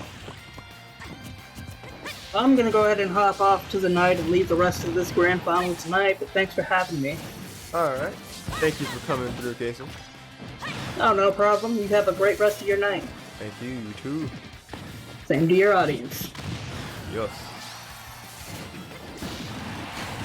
Ooh, great back air catch coming out of Vixel. They are trying to end this. They are trying to end this Enderman. Oh, catching that rollback with that Arc Thunder. Yeah, but the falling back air from Hedgy. Good down smash, but not going to be the end of that stock yet, though. Great DI from Vixel and getting back, and actually getting back to the stage, but going to get caught. Great punish coming out of Hedgy in that moment. Out of smash. Not going to be able to get a follow-up off of it, though. Up air into the forward air.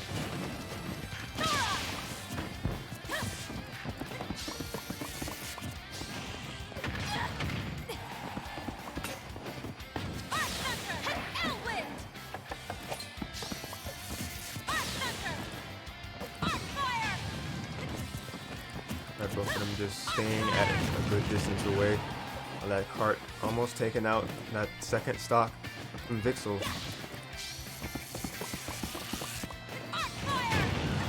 Good arc fire there. Gonna come down with the down air. Ooh, almost got that 2-frame with the down tilt. But Vixel timing the recovery just right. Missing that grab there. Up being just right at their feet. Out on the throwing the sword as well. Not gonna be able to catch Hedgy there. Oh, catching that second roll. Not gonna get the smash attack to secure that stock just yet. Ooh, great back air from Hedgy. They have some life still yet in them. We've seen several reverse 3-0s in this tournament, and we could definitely see one more happen. But a back air of their own, Vixel equalizing these stocks. Ooh, they wanted that forward air to end Hedgy Vixel's career right there. And Vixel fighting back from the sides. Ooh, ducking completely underneath that beam. So smart from Hedgy. Detonating the TNT. I'm not quite sure what their goal was there. With forward smash, that's a game! Hedgy! Such smooth movement there in the end of that game. Ducking completely underneath that charged L Thunder to get in the position that they needed to get a punish. That was so clean.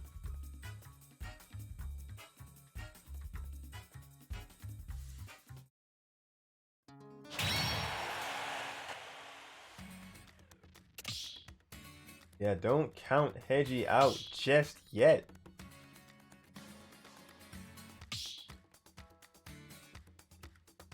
Armenia had to leave for a while, but glad to go here for grand finals.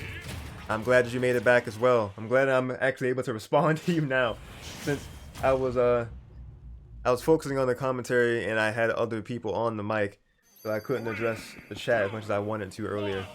But I am here now to fully address chat.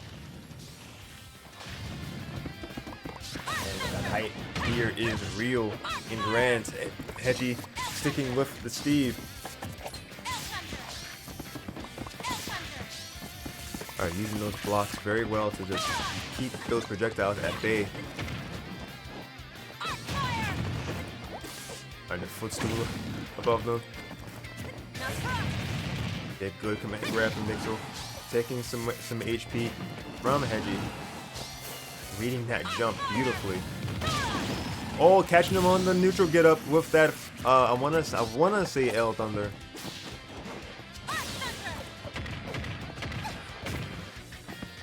Oh no, I think it's Thoron is like the fully charged name. Alright, good dash attack from Hedgy.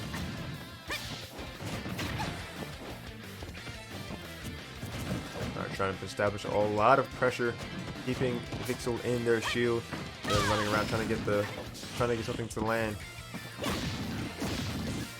2 areas back to back. Good stuff from Vixel. Not gonna get that grab to connect that time, and Hedgy missing a grab of their own back air, sending Vixel off the side.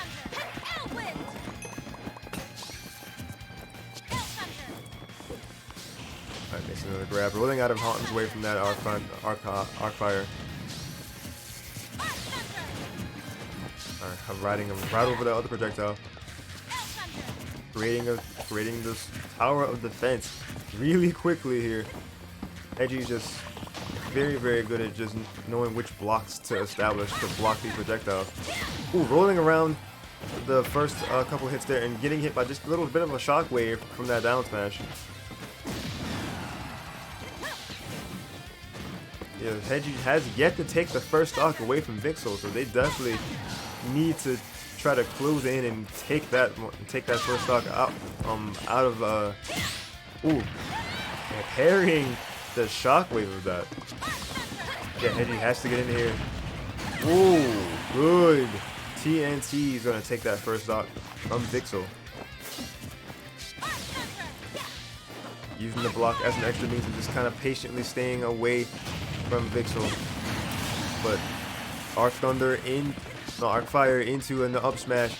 Tried and true strength for Robin. Good forward air.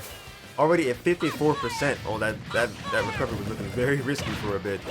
So that down throw into back air was looking like it.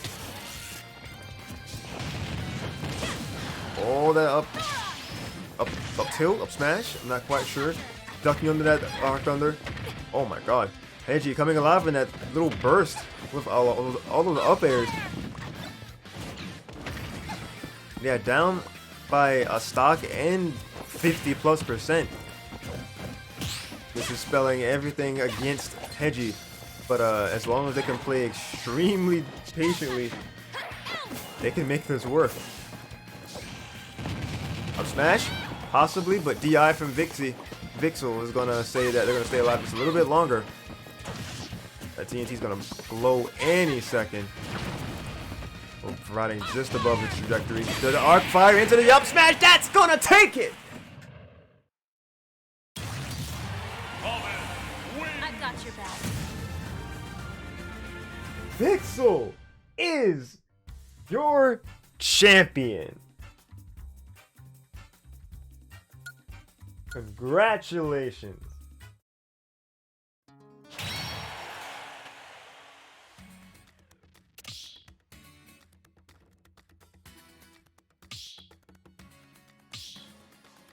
That, my friends, is the end of another anniversary tournament. Happy 3 years to Super Smash Bros. Ultimate, celebrating it with one of the few ways that we know how, by not only just playing the game, but playing it in a tournament fashion.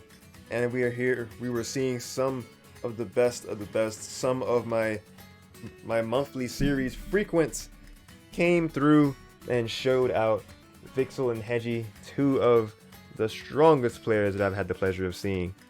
And we were given a treat in this top 8. But I was gonna say in this grand final, and just the top 8 in general. As far as the top 16 in general, there was just a lot of strong forces to be reckoned with.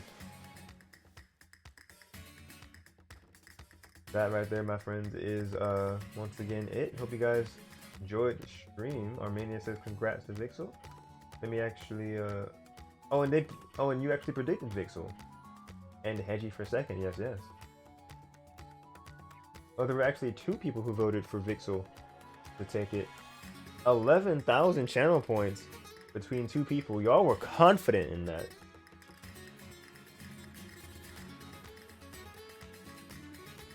Well, congrats to y'all, cause y'all got those channel points. Not sure who the second person who voted is. Someone from the shadows, most likely. I'll go to Casey Blades in Armenia. So Casey Blades was the other person who voted.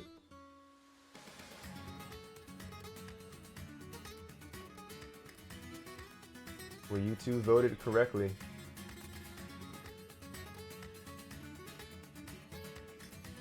Yeah, let's take a quick look at the standings, like as is tradition.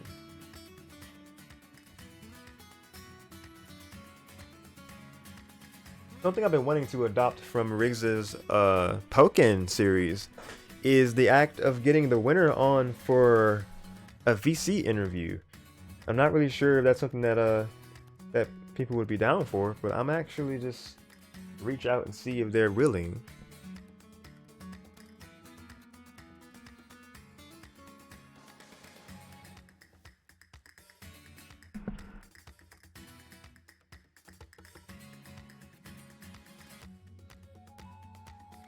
Let's go out to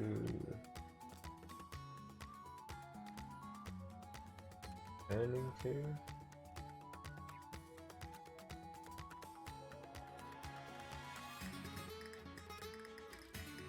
Let's see here. Any updates?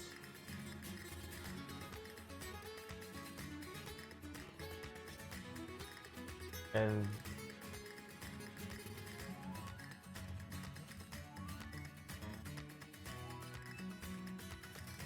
journey is complete.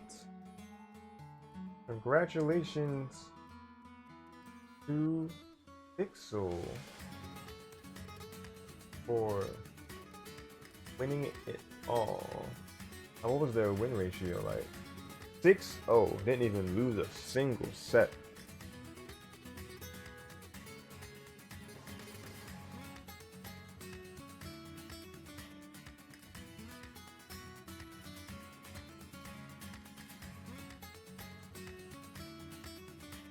Convincing 6-0 streak.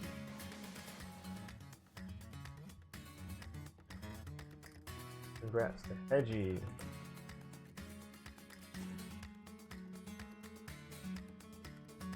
Fighting back to make it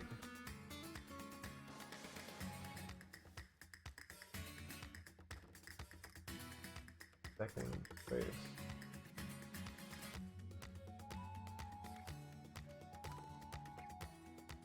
And third place goes to E2P2.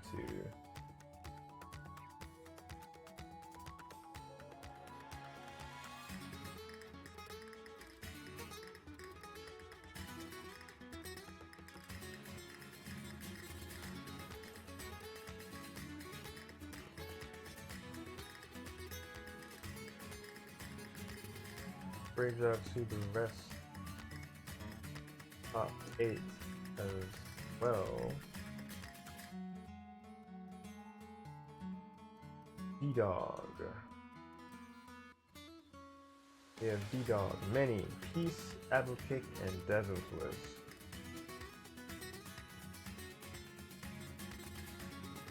Many. Peace.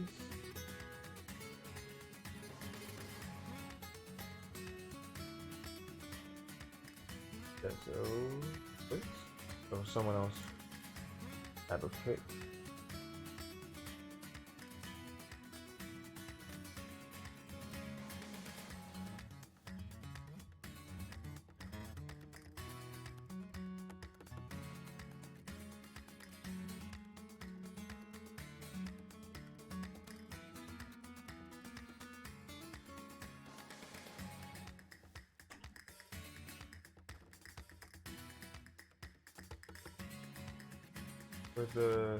I apologize for the various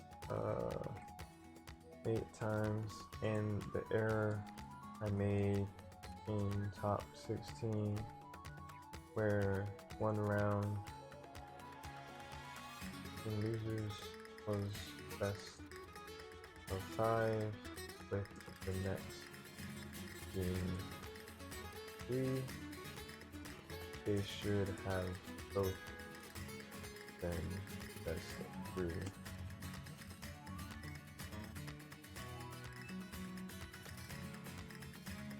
That was a careless mistake, and I will ensure it does not happen going forward.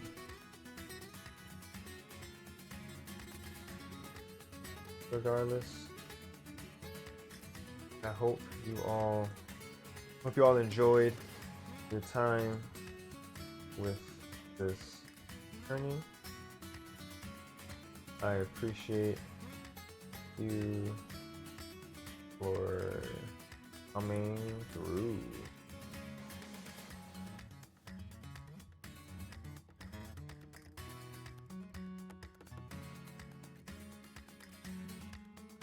Coming through and providing a good show for the stream. Thanks for playing. Stay tuned for news for the graphic and news on the next Yoshean monthly. Boom. All right. That.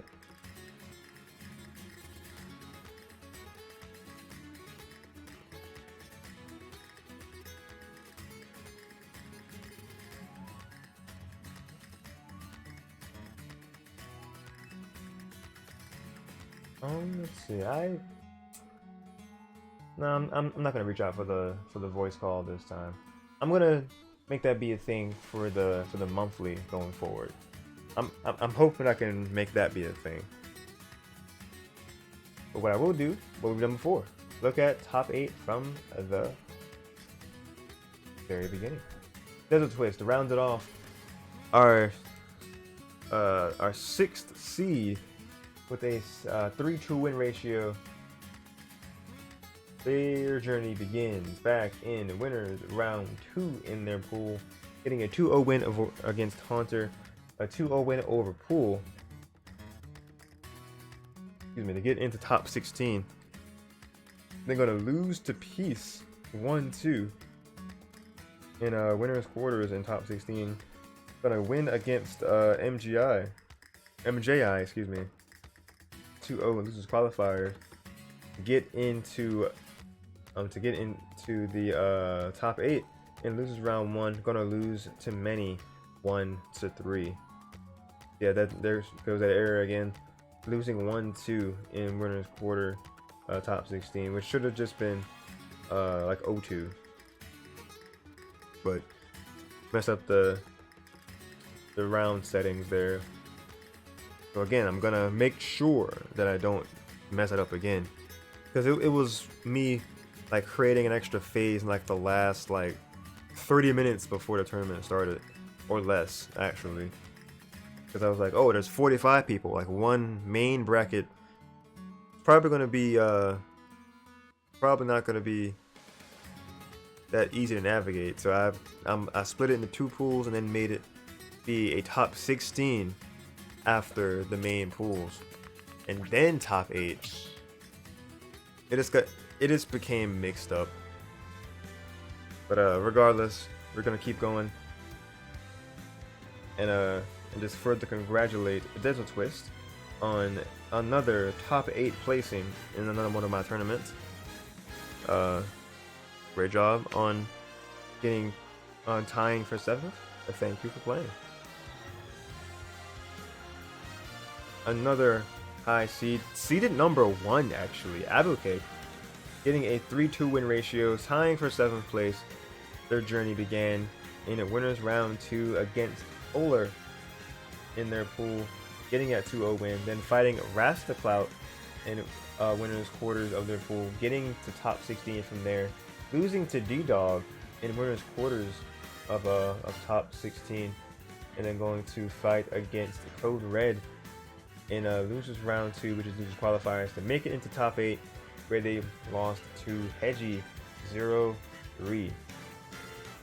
which again was very surprising to me, because I felt like that would have been a lot more even than what it came out to be. But regardless, a great showing from Abukik as usual, seeing that they were seeded number 1 after all. They have consistently gotten strong placings in my monthly series, winning one of them actually. So getting that high spot once again, great stuff. Thank you for playing. Going up into 5th place, we have Peace 2, seeded number 30, which now I see is a little bit low for this level of skill. But they also hadn't been here before, to my knowledge. So that's setting themselves anew here. 4-2 win ratio, starting themselves in the winners round 1 against Augers, getting a 2-0 win. They're gonna fight Chaos Zard in the winners round 2, getting a 2-1 win. Not quite at the end yet. They had to fight one more set, getting a 2-0 win over Gilgamesh to get into top 16, getting a 2-1 win over DezoTwist in winners quarters. But the winner's side was messed up too.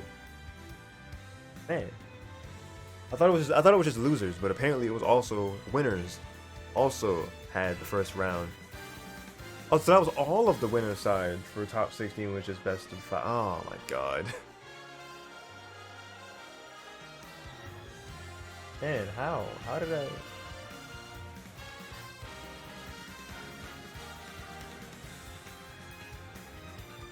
Wait, that doesn't make any sense. Because this one says 2-0, but this one says 2-1.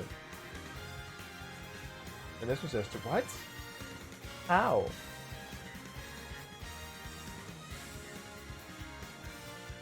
Oh, never mind. I'm done. Because it's best of 3. They made it 2-1. Yeah, never mind. This round is still scuffed, but that's fine. Okay. Back to the results of Peace. So yes, they got a 2-0 win over Gilgamesh to get into top 16, 2-1 win for DezoTwist and winners quarters to get into top 8, where they lost barely 2-3 versus E2P2, and then they advanced further to barely lose again to Hedgy 2-3. So their losses were valiantly fought, like down to the final game that they could have gotten for either one. They're gonna play some Fire Emblem music to celebrate Vixel's victory here. Trying to think of just a really good song.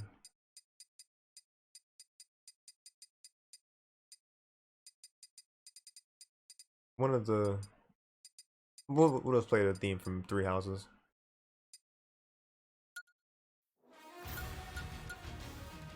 There we go. So congratulations to Peace for making top 8 of this really good run, solid run. Your losses were very close losses. Thank you for coming through. Thank you for playing. Tied for 5th, we have Many. They were seeded number 16 with a 6-2 win ratio. Let's check this out. From the start, we have them fighting against James in, Rastaclout. But they got DQ'd in the beginning for attendance, more than likely. So their first true set was against James with a 2-1 win. So they really climbed away from losers from the beginning. Advancing to losers round 2, getting a 2-0 win over Polar. Get into, no, it wasn't quite yet. 2-0 over Game Gator in losers round 3 to get into top 16. Gonna get a 3-1 victory over Bebo to go into losers round 2 and get a 2-0 win over Smasher in losers round 2. Losers qualifier, getting them into top 8, where they secure a 3-1 victory over DezoTwist, and before they fell to D-Dog in the losers quarters 1-3. Manny was one of the players who narrowly dodged the radar of being on stream. Both Peace was on stream, but Manny was one of top 8 that did not get their time to shine, unfortunately. But mad respect on making this losers run, because you started from losers and you just happened to win 6 sets straight. That's not easy to do. 1, 2, 3, 4, 5, 6. That is not an easy feat at all, and you did it. So mad respect. Congratulations to Many for getting 5th place out of 45. Great run, and thank you for playing. 4th place, we have D-Dog. Seeded number 9 in this ordeal with a 4-2 win ratio. Oh no. The journey begins in winners round 2 in their pool, getting a 2-0 win over Gogo Zeppeli. Then gonna fight MJI and gonna win with a 2-1 victory, putting them in the top 16, where they fight against Abukik, getting a 2-0 victory there. That will put them into top 8 in winners quarters versus Many, where they get a 3-1 victory before they fight against Vixel in winners semifinal, getting a 1-3 loss there, and then fighting Hedgy in a very down to the wire a game 5 set where they lost 2-3. So, fantastic job to D-Dog for staying in winners for the majority of the tournament and getting down to just a hair's, just a hop and a skip away from top 3. So congratulations on 4th place. Super solid run. Go back. Why does it? Oh Jesus. Yeah, congratulations on a super solid run. Thank you for playing D-Dog. 3rd place, where the money started in this bracket, E2P2. Seeded number 18 and also a 4-2 win ratio. Their journey started back in winners round 2, getting a 2-0 win over Brand, then actually going to get a 2-0 win over Show. Show was someone who I expected to get, someone who I expected to be in top 8, but I don't believe they were. That's surprising to me because that Min man, focusing back on but putting the focus back on 3rd place E2P2. 2-0 win over Brand, 2-0 win over Show, and that put them into top 16. A 2-1 win over Smasher, putting them into top 8 from there, where they got a 3-2 victory over Peace, and then meeting Vixel in the winners final, where they went down 1-3, and then meeting Hedgy in losers final, where they went down again 1-3.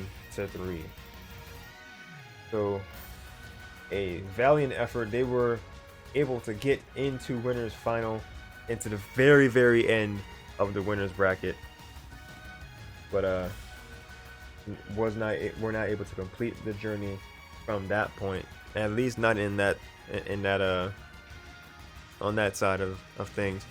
But super good job on your 3rd place finish, because you do get the $5 as a prize. So congrats on your bronze placing. Thank you for playing. 2nd place, we have Hedgy, who was seated number 4.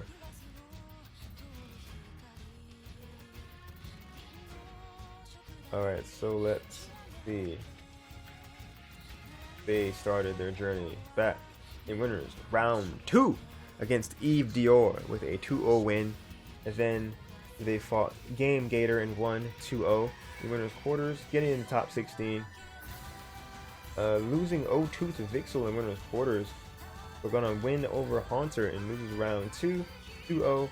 Gonna be putting them into top 8. Gonna win over Abukik in losers round 1, 3-0, which just, I can't get over that. Gonna advance and win against Peace 3-2 in losers quarters. Gonna beat D-Dog in losers semifinals 3-2, and gonna beat E2P2 in losers final 3-1 to get a run back. No, wait, did they fight Vixel earlier in the... Yeah, to get the run back against Vixel from top 16. So Hedgy, they were able to meet Vixel once again in grands, but it was the same result, unfortunately, with a loss, but with the difference of them adding a game instead of being beat 0-2 like they were prior.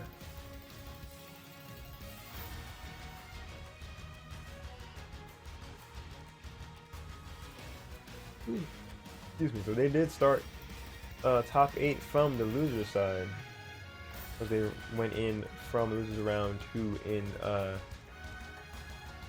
in top 16.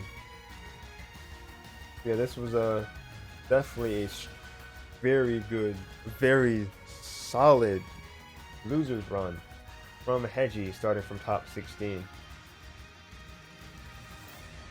So congratulations on your silver placing, getting the $10 prize. Thank you for playing. Number 1, Vixel, seated number 5th in this ordeal, which was too low. Not really. Top 5 seed out of 45 is still super notable. just with the level of skill here, I mean, everybody couldn't be in the top 5 seeds if seeding could be done that way. A number of people would have been in this spot. And Vixel, definitely one of the ones deserving, as we see, is the winner of it all. Let's check out their journey from square one. Beating T-Rex Chess 2-0 in winners round 2 in their pool, then following it up with beating Bevo 2-0 in winners quarters. That put them in top 16. Going to win 2-0 over Hedgy in winners quarters. Going to get a 3-1 win over D-Dog in winners semis, putting them in top 8. Going to get a 3-1 win over E2P2 in winners final, and going to secure another victory over Hedgy. Gonna close things out with a 3-1 win to win it all, to become the Yoshean Annual number 3 champ. Once again,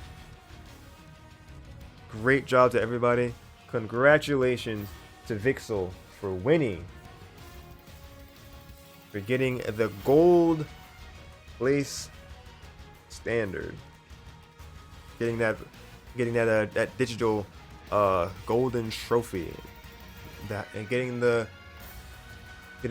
this one once a year. Well, twice a year this time, but getting this once every blue moon prize of $15 for the first place prizing. Amazing job once again. Thank you for playing. That is a wrap. That is everything. Going back to the home page, because I have nothing else to really show, with no other bracket made quite yet. Oh, yo, Jay, welcome to the stream. Today, them Sonic announcements are lit. Sonic team did our Sonic right with the new game. Wait, did they announce the game?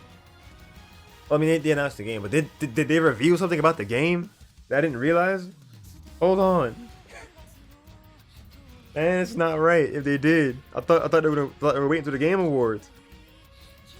Unless you mean the announcement for an announcement, I guess.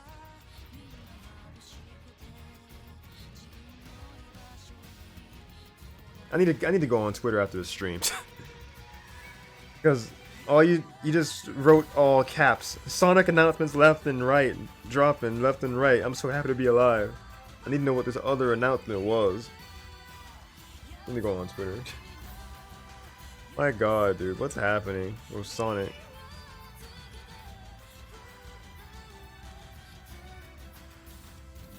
Just gonna retweet that epic Sonic 2 poster. They got the plane, dude. They got the plane. Eggman has his egg carrier.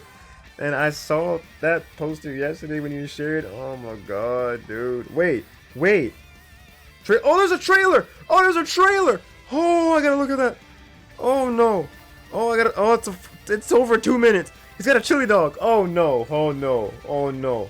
Oh no. We gotta look at that. Oh, we gotta look at that.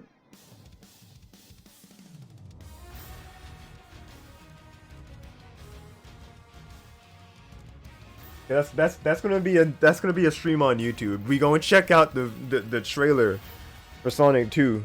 I'm gonna watch it with y'all. I could just easily just watch it on my own, but this is a big deal. I want to have my reaction be on camera. That's gonna be good. Oh my god, dude, I'm ready for Sonic 2. Anyway, closing this stream out though. I once again thank you all for coming through to the stream at your various moments that you did. Thank you for coming and helping us celebrate 3 years of Ultimate. It has been a wild ride. I have been here covering basically everything with this game since it was announced. I'm just happy that I was a part of Ultimate's journey, and I cannot thank Mr. Masahiro Sakurai enough for giving us this love letter of a game.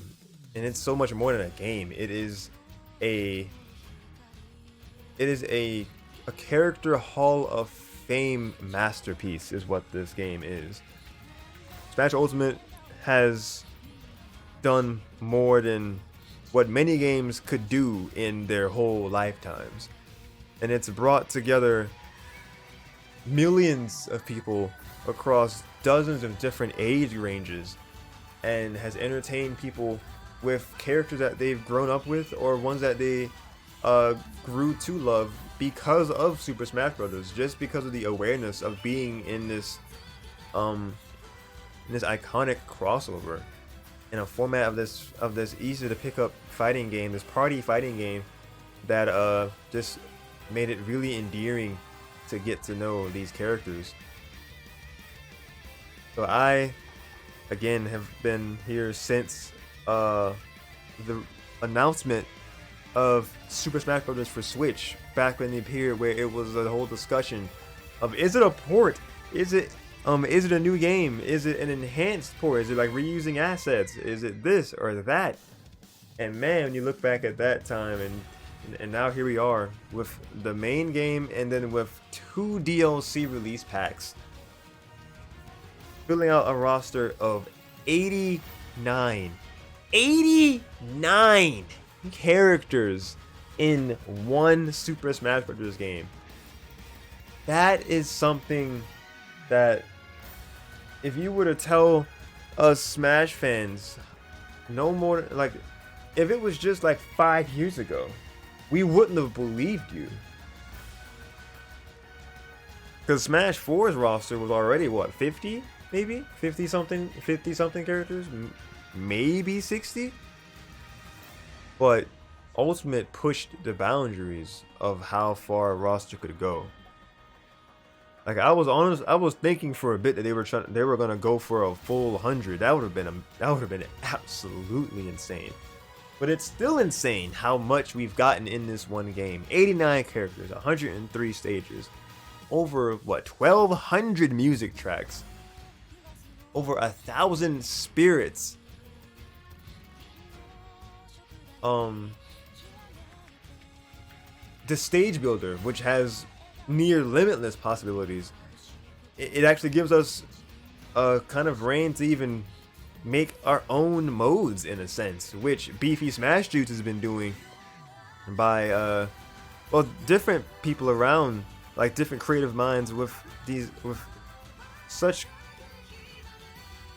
neat and creative stages that they've made. And Beefy Smash Dudes just kind of pioneering a lot of unique ways to make stages, to make it, to essentially create mini games. Because there's Smash Get Ball. I'm not sure if they actually were the first ones to make that or not, but it's very likely that they were. There's like a soccer mode where they use like the teleporters, and more recently there is the volleyball stage that they made, the Smash Volleyball, which that's one I'm dying to try out, and I'm going to be doing tomorrow with 20XX. I'm going to be playing with them. I don't think either one of us are streaming, but we're gonna both download the stage and try it out and get used to it, and then we're gonna be streaming. Last time I was a guest on his stream. I'm not sure if I'm gonna do this. I'm not sure if I'm gonna do the host it from my stream this time, or just still be on theirs and then just decide to stream myself. Not really sure, but I'm gonna be playing the volleyball stage soon, and I'm gonna enjoy it because it looks very, very fun. And then one of the things I was anticipating them to bring back in Ultimate in general was target test. Unfortunately, not in the game as a proper mode, but the minds behind Beefy Smash Dudes once again making target test stages with like the in-game with the stage builder bombs, and then just having a character be there at the end with like 1% in stamina mode, and then you would hit them, and that's how you finish the stage. That's so smart. I would have never thought of that. So just ingenious ways of how we weren't quite given everything in the direct manner that we would have wanted, but Mr. Sakurai and his development teams still went above and beyond with content, as far as fighters, as far as stages, as far as the music, as far as everything. And through the stage builder, we really just have everything that we could have wanted from this game. We can make target tests. We can have more like arena mode-esque kind of mini games to mess around with. We can recreate stages that didn't quite meet that didn't quite make it to Ultimate, like Rainbow Road and Pac Maze, and a few other fallen stages. Poke Floats. I don't think we can actually make a stage that is able to like move camera wise, so maybe that kills that one, unfortunately. But the other stages that are possible could be made, and that's still really cool. But I could go on for a lot longer about Ultimate, but I won't. I'll make that a dedicated video, just explaining why this game is so special to not only the masses, but to me personally. I've met more people thanks to this game, and I was able to host and play in more tournaments than I've ever played in like the last year or two that I have in my whole like my whole quote unquote career of Smash 4 was beaten in terms of numbers last year alone, with how many tournaments that I played in, and then how many things I hosted last year and this year.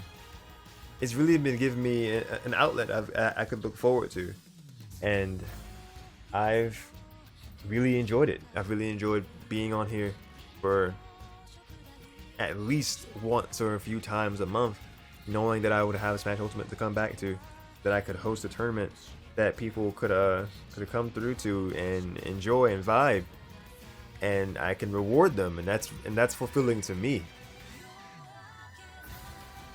So I thank Mr. Sakurai once again as the director, and I thank everyone in their respective places. Xander Mobus for being the epic announcer for this game, to shouting all the names at us in his various tones, and then the dozens of composers, like listen to this music, the dozens of composers that we have for the game, all of the sound mixers and the Foley artist, all the artists and the modelers, the riggers, the animators, everybody in their respective places. Thank you for Super Smash Bros. Ultimate. It has become one of my favorite games of all time. So that's going to be a wrap. If you enjoyed any part of this stream, go ahead and follow me so you can check out more of what I do. I'm going to be playing a myriad of games in the next week. Starting next week, Tuesday, I'm going to be doing what I am calling 12 Days of Switchmas, where I will be switching things away from Smash. I know Jay is definitely thankful for that. Where we're going to be playing hopefully a couple dozen different games that I've just kind of been collecting for my Switch these past few years. And I've had a few ideas requested already from the server earlier. There was feedback to play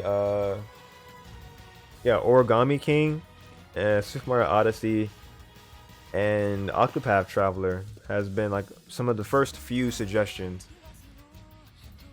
Octopath Traveler has been a game that I've wanted to play for a long time. I played the demo and I loved it. I just never made the time to play the full game, even though I've owned it since it came out. And then Origami King, I started playing Color Splash and I kind of let that series die. But I'm down to try out Origami King, play that for a few hours. And then Super Mario Odyssey, I've been putting that off literally for over 4 years. But I've played Sunshine and Galaxy and adored them both. we'll probably play 3D All Stars amidst this and play Super Mario 64 out of that package, and then we'll play Odyssey.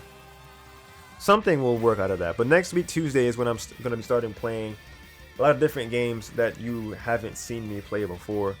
Some things would be just, you know, what you would probably expect at some point from me being a Nintendo fan. Playing your Marios, your Pokemons, and then your Kirby's. But you haven't seen me play Sonic nowhere near enough. I love Sonic to death. And then other games like Octopath Traveler and even games like Jump Force could come up in this. I'm just looking forward to it by expanding my horizons of games. So follow me if you want to be notified the minute I go live next, because that's going to be something to look forward to for sure. The next things you'll see from me over this coming weekend will be some more Pokken. Saturday coming, if nothing else comes up, for Road to Greatness, number 29. And then Sunday, I'm going to be playing in another in-house crew battle with my crew, Catastrophe Strong-Willed. That's gonna be fun. I'm gonna be one of, I believe, 3 streamers, if the others are willing to do so. We're all 3 of us gonna be streaming our run.